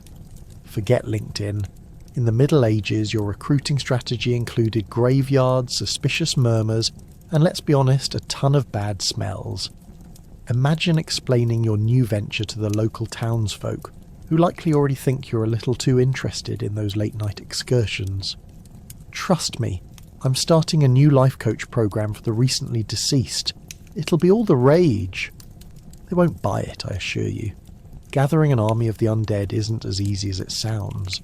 You'll need to brush up on your necromancy skills, which, mind you, is more tricky than trying to bake bread without a recipe. Picture yourself standing in the misty graveyard, chanting incantations with all the enthusiasm of someone throwing a surprise birthday party for a ghost. As you wait, you realise that steadfast reputation has little weight here. When you whip out the ancient spellbook, the only referrals you have are weather-beaten bones and dishevelled spirits. Not exactly the type of clientele you'd want on your team for the upcoming apocalypse, right? To make matters worse, raising the dead can attract all sorts of unwanted attention. Picture an ill-timed encounter with a local priest. Not ideal. He's running in with a concerned look, probably thinking you're leading a cult instead of just hosting an afterlife reunion. And why, oh why, did the neighbours have to be out hunting this time of year? Here's a pro tip. If you're raising an undead army, have a better party trick ready than, "Let's just sit around and moan." Trust me. Regardless of how crafty your promotional flyer sounds, Lively Tombs LLC is not likely to reel in the crowds.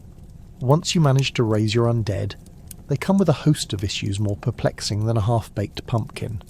Firstly, coordination would be key. It's a bit of a challenge when they can't quite remember how to follow instructions. Most of them associate movement with grab something and eat it. You'll spend more time fixing their lunch than leading a brave assault, which is a laughable premise anyway. Grocery lists may have worked in life, but when you're dead, it's everyone for themselves, in the quest for brain cuisine. What skills are even relevant in the undead workforce? Not a whole lot. The vast majority have experience in aimless haunting and spontaneous aggression. Imagine interviewing a zombie like, "State your experience." Brains! Clearly not a CV that scales well in the modern economy, but hey, who's standing between you and your undead empire? As recruitment progresses, you'll be responsible for shaping morale. There's nothing quite like trying to motivate an undead army. Hey, team! I know you're feeling sluggish and, half decayed, but what's important is the fight ahead. Good luck convincing them to run a training session. I mean, good luck getting them to run at all without detaching an appendage. Team building exercises, more like how to reassemble your life, literally. Then there's the pressing matter of appearances. You simply cannot show up to the castle gates with a chain of decaying corpses. Are the villagers ready for that? Not unless you're willing to barter oozing body parts in the market. What happens when they ask your bouncer, aka your zombie, "Hey, what can you offer?" And it responds with, "Well, my left arm can be very persuasive." No thanks, sir. Stick to the fried potatoes. And let's not forget the administrative nightmare that awaits you. You've got to figure out the undead non-profit tax compliance, the rules on holding an ambiguous number of limbs, and whether or not campaign promises of world domination are perfectly legal. I assure you the zombies only want better work benefits.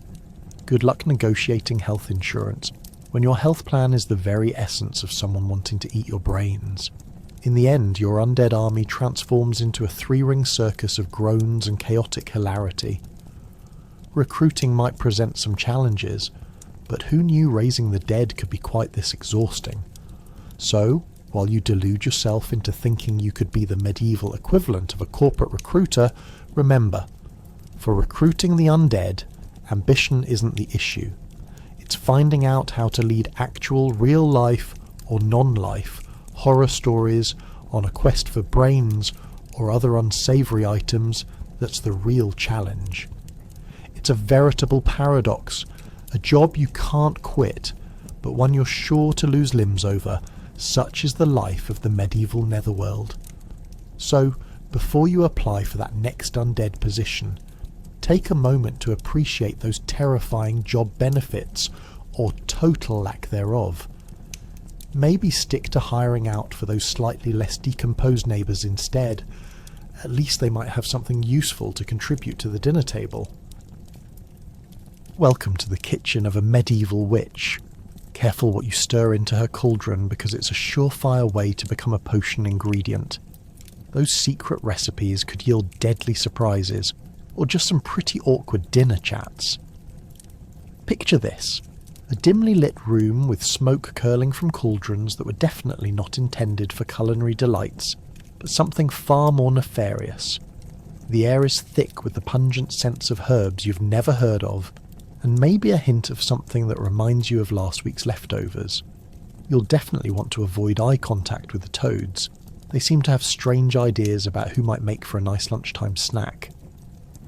As you step further into the chaos, you can't help but notice the shelves, which are crammed with jars that might contain anything from eyeballs pickled in vinegar to what you hope is just ground herbs, but suspect is actually unicorn horn. The witch, whom you call Granny Gertrude, because she insists on being called that, don't question it, is furiously stirring a bubbling concoction with a spoon that looks suspiciously like it was carved from the livestock you swore you saw wandering around the yard last week. "Just don't taste it, dearie," she chuckles, her voice a mix of mischief and warmth, unless you're ready to sprout feathers. And trust me, it's a real nuisance when trying to find a good pair of shoes. In these kitchens, cooking is not just a task, it's an act of magic, akin to trying to bake a souffle while walking a tightrope. The ingredients can differ wildly depending on what's available, including those sentient carrots that genuinely seem to protest when sliced. Picture the locals gossiping about what exactly the witch is brewing up as they sift through recipes like how to hex your neighbours with style and potions for all occasions. Sure, you may walk away with a delightful brew, or you might accidentally become a new vegetable in her stew. The ingredients are often gathered from nearby forests, fields, and questionable dealings with even more questionable characters. And then there's the infamous fats of the cat. Yes, when you hear fat of the cat, you can thank medieval wordplay for the rather shocking discovery that it isn't as innocent as it sounds. Oh, did you want that with a dash of bat wings or just clouded dreams? She quips while measuring ingredients, and you realise survival as her apprentice isn't just about herbs, it's about wits. As the evening descends, your surroundings take on an almost fairy tale feel, if that fairy tale involved a lot more cackling and slightly overcooked cat whiskers. You can't help but wonder what it really means to be in this position, hiding from the local clergy, while also worrying whether you've accidentally signed up for a life as a potion enthusiast extraordinaire. Protective talismans made from crushed beetles hang from the ceiling, while the kitchen floor is prone to the casual oops of spilled frog blood. Then there's the old folk tales commonly shared between bewildered locals after consuming a meal at her kitchen, cementing births, deaths, and the occasional disappearance as just another Wednesday in the witches' commune. It's all in good food, she laughs, though recorded accounts note it may not be the case. Imagine trying to stall a guest from pouring the bitter, barely blended potion into their cup, as that thing in the cauldron gasps for mercy like trapped fish. Eventually you realise you have become an unintended part of her magic act while staring at her bubbling pot. Just add a bit of love, a sprinkle of chaos, and a dash of regret. Gertrude beams enthusiastically, missing the sizzling spatula that flops over your foot. You might want to run, but you can't help but wonder, does this sort of chaos come with a side of burnt bread and a sweet poisoning? If nothing else, you can say dinner parties with Granny Gertrude are never boring. Sure, you might end up in a potion, after all that's dinner and a show, but each meal carries a memorable twist that goes beyond the taste. Who else can make soup with a side of existential dread and the lingering suspicion you might want to never eat stew again? Each bite reminds you that sometimes magic can be just as messy as life itself. Bon appétit. In medieval Europe, every broken mirror could be your last chance at a selfie, plus 7 years of bad luck. Transcendent misfortune runs rampant as you try to dodge black cats, while deciphering the endless rules you didn't sign up for on the quest for good luck. If you thought that trying to keep track of your daily horoscope was tough, try living in a world governed by a whole heap of absurdly intricate superstitions and taboos. Every step you took felt like carefully traversing a minefield of fate, for one wrong move could send you spiralling down into a veritable pit of doom, or at least result in a very unfortunate encounter with your neighbour's rather surly goat. Let's talk about the fabled black cat. Yes, the sleek, elusive feline that quietly spooks its way across courtyards, leaving anxiety in its wake. You might think you could easily avoid such a cat, but try to navigate a village square bustling with merchants, peasants, and their agricultural delights without tripping over one. Good luck with that. It's like playing a game of Frogger blindfolded. For every alleged cat sighting, your heart raced in caution. One out of the corner of your eye could mean terrible misfortune, especially if it wandered past a threshold, implying you'd cross the path of doom if you weren't careful. In short, forget your daily commute. The journey home could pave the way to an epic curse. Then come the mirrors. Oh, mirrors! Those stylish pieces of shiny glass that doubled as portals to self-reflection, quite literally. Crushing a mirror wasn't just an aesthetic nightmare. No, my friend, shattering that reflective surface came with ominous experts trying to decipher how to wipe that curse back. If mirrors could talk, they'd probably relay tales of twisted fate. like how one unfortunate villager pined away after cracking a family heirloom. And if you think saying oops makes it go away, you might as well offer your soul to the nearest goblin. Instead, after a mishap involving an accidental elbow, you'd find yourself tossing salt over your shoulder with the desperate hope it would deflect the looming curse. Spoiler alert, most of the time it didn't work, but hey, at least you'd added spilled food to your line of thinking. Tripping over a crack in the road, better hold your breath. It might just lead to you falling into your neighbour's dirty laundry basket where gossip thrives. In the Middle Ages, cracks were everywhere, and avoiding them felt like an Olympic sport, one nobody wanted to compete in, let alone win. And you thought walking while texting was difficult? For peasants, each movement counted, as the consequences were all too real. One misstep, and you could find yourself face to face with superstition incarnate, a wisp of a ghost chasing after you for penance or a witch circling above on broomstick checks. Want to hear the most ridiculous part? Sneezing was considered one of the top indicators of bad luck, or, worse, the herald of evil spirits. Just imagine Dutch folks conjuring a wildfire with every sneeze, attempting to duck rapidly or seal themselves in with their candles. At every sneeze, medieval people would pray loudly, "Bless you," while wildly tossing herbs into the air for reassurance. Because why not add to the confusion with aromatic incantations? If only they could see how amusingly absurd it all looked. Then we come to the dreaded number 13. Why it was somehow synonymous with bad juju remains a complete mystery. Check your calendars closely. God forbid you ever had a 13th birthday or went to an event where the guest list exceeded 12. Forget 12 angry men. Don't even start with the 13th. So you'd tiptoe around the superstitions, dreading every invitation, while still hoping to score a piece of cake. All while your neighbour prepped their magical wards against your presumed bad luck. What you learn from this world, beyond mirrors, cracks and nose-blowing, however, is that fear of misfortune drove creativity. With weird rituals, inventive phrases and quick thinking skills, people perpetually work to keep the darkness at bay, all while secretly chuckling at the silliness of it all. Just imagine the stories sprawled by the fire. There once was a broken mirror. I swear it was my cousin's fault. Ah, the brilliant twists of medieval life. Never dull, always an adventure. Nothing sparks a tale quite like the Grim Reaper showing up uninvited. Make sure not to run the wrong direction or spill your drink. Do you know how hard it is to get good hire these days? You might just end up as the next guest of honour. In the medieval setting, the Grim Reaper wasn't just a character in a scary story. No, he was the ultimate HR representative of the afterlife, bustling about towns like a permanent fixture at a job fair, only instead of applicants, he was cultivating a rather morbid team of souls.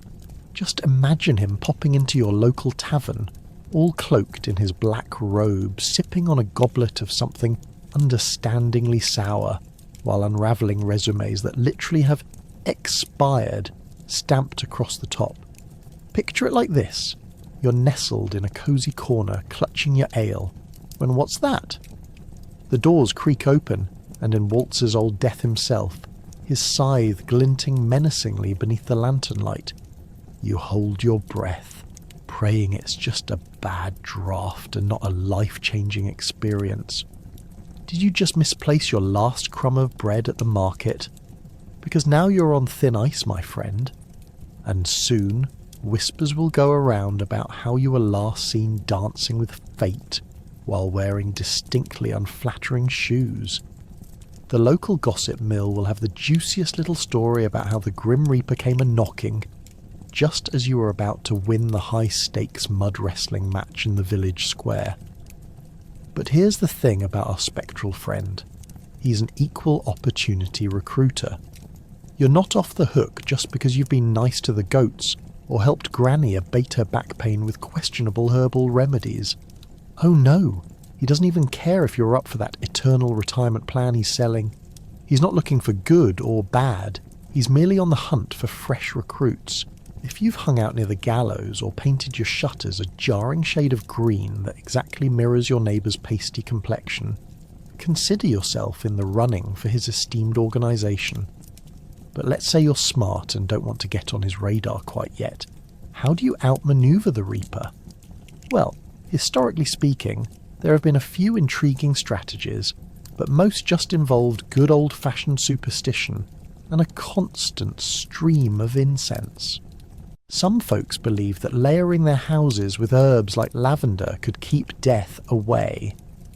Who knew that Grandma's peculiar herbal mix in the kitchen was actually a powerful force field against the endless void? Little did you know those herbal remedies were much more than just old wives' tales. They were defensive enchantments against the nuisance of a surprise visit from beyond. Now, if you think you might have some charisma that could charm this skeleton of the job market, perhaps you can try your hand at networking with otherworldly beings. Legend has it that if you engaged him in a philosophical debate about the complexities of mortality over mugwort tea, you stood a chance of changing his mind. However, let's face it, who knows what his idea of a good conversation is? For all you know, he might want to reminisce about the time he accidentally collected the wrong soul while moving through the district like he's juggling bowling balls at a comedy club. Give him a reason to take pity on you, and maybe you'll find yourself removed from the to collect list, at least for now. Oh, but the stories about heartless Grim Reapers don't end there. Some villagers claim he has an astounding sense of humour, showing up at dinner parties just to throw a ghostly chill down your spine when you thought you were just about to finish your roast. Mortal sometimes joked about how he could drop hints about your future over a hearty soup. But let's be real. When the Grim Reaper stands over your feast, his idea of good company might just involve your very last meal. Imagine the horror of hearing him chime, "Ah, tonight's special, it's you," as he waves his scythe in the air like a conductor wrapped in an eternal recital.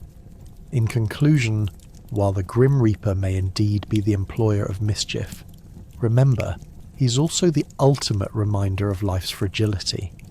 Whether you spill your ale in panic or attempt to charm him with an extravagant debate, it's clear that engaging with such an omnipresent figure is a whirlpool of dark humour and life lesson wrapped in an aura of fate. So, until your next encounter with this collector of souls, sip your drink, enjoy your roast, and always check over your shoulder. You never know when he might be lurking just outside, probably waiting for the perfect time to drop a killer punchline. When dragons casually drop in for friendly duels, how do you even respond? Is it coffee versus fire, or just your salary on the line? In the end, you could end up hatching something unexpected and also host a chaotic medieval game night.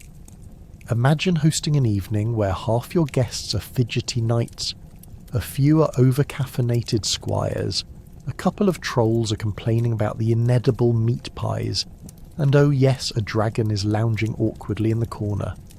It might sound like the beginning of a bad sitcom, but this is as real as a horned beast in medieval Europe. First, you'll need to set the scene.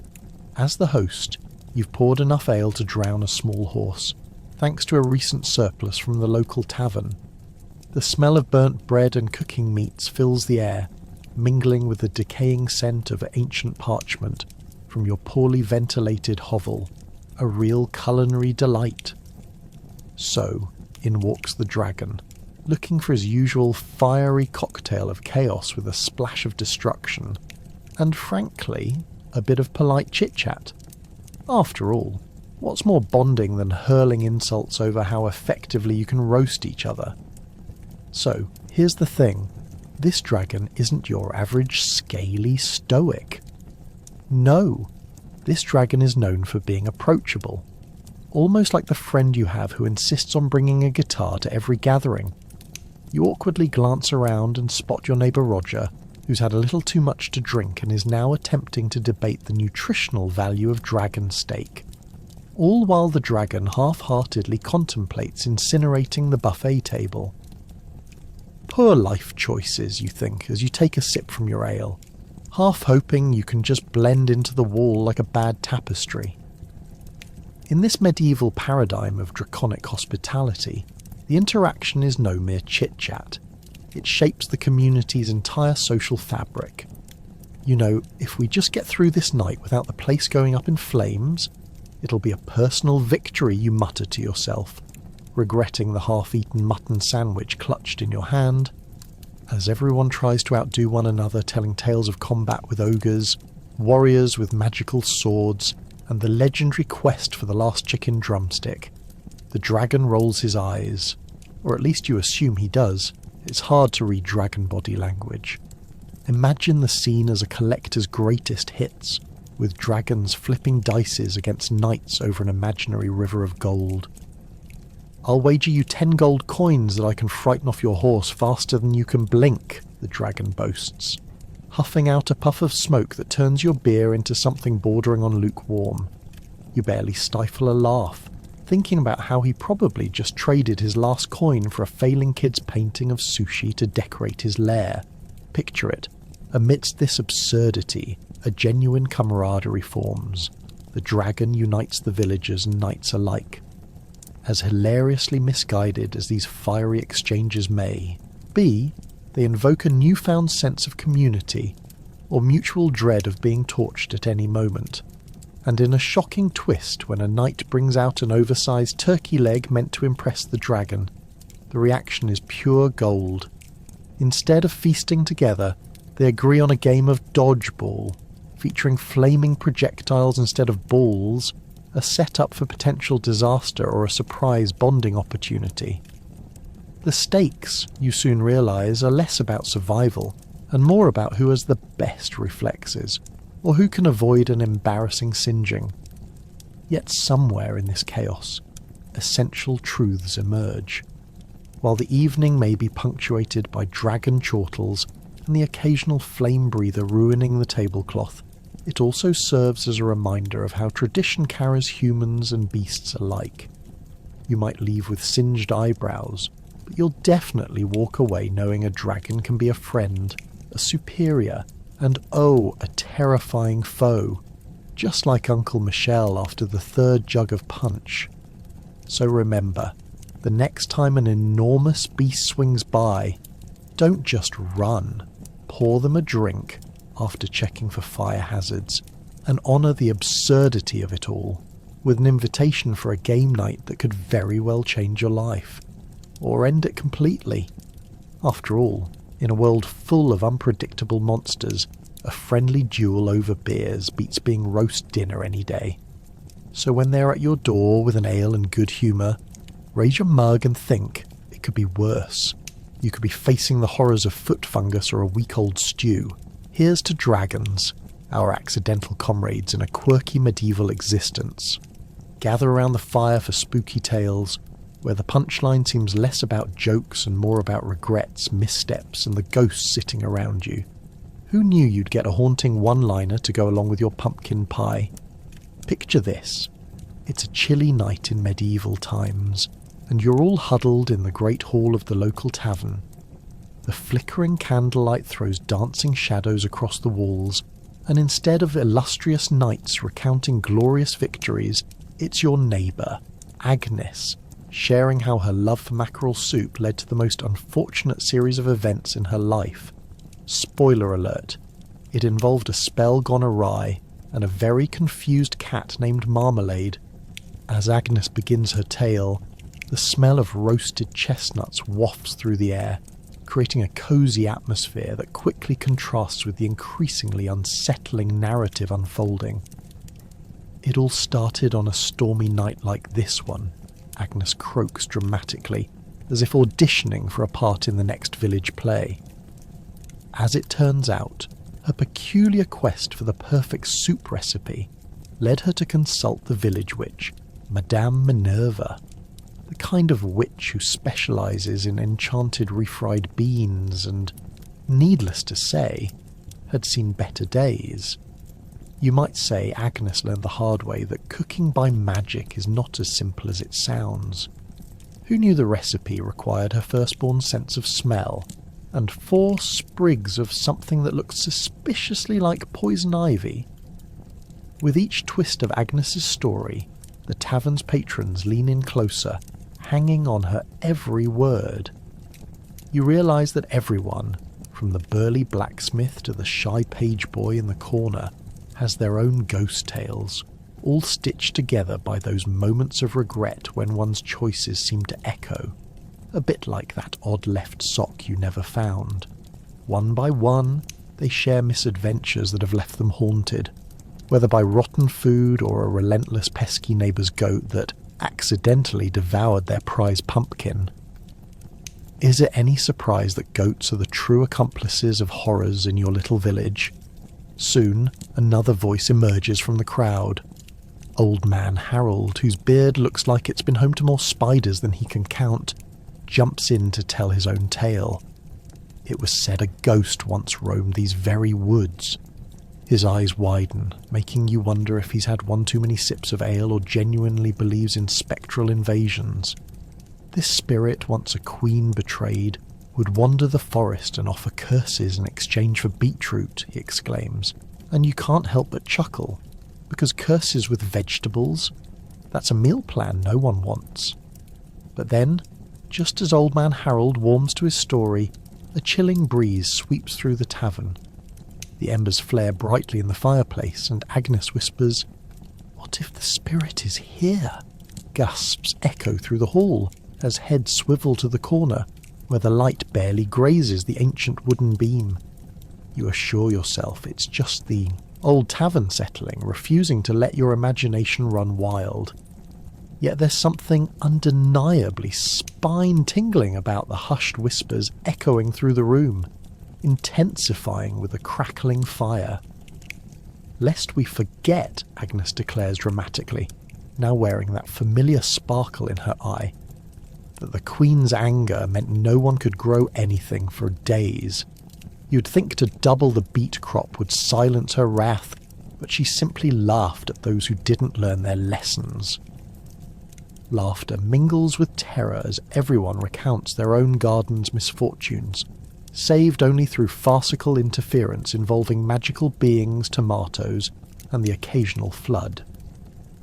The night drags on, filled with rudimentary rhymes and grave, humour-infused warnings of the peculiar stories that crawl through the village, especially tales of unwise travellers who dared venture out late. "Never cross the creek when the moon is high," 2 villagers cry in unison, sending everyone into fits of laughter, until someone reminds them about the 2 children lost last year. Did they choose to sleep beneath the old willow tree, or had it been an unfortunate case of too much mischief? As the fire begins to die down and your stomach rumbles for something other than regrets and ghost stories, you realise these tales are not just warnings. Each story weaves together a thread, a hint of community, a sprinkle of wonder, and a dash of humour. With hearts lightened and minds entertained, you leave the tavern's warmth thinking that perhaps, while numbers of ghosts haunt old castles, every mistake, every misstep is what connects us.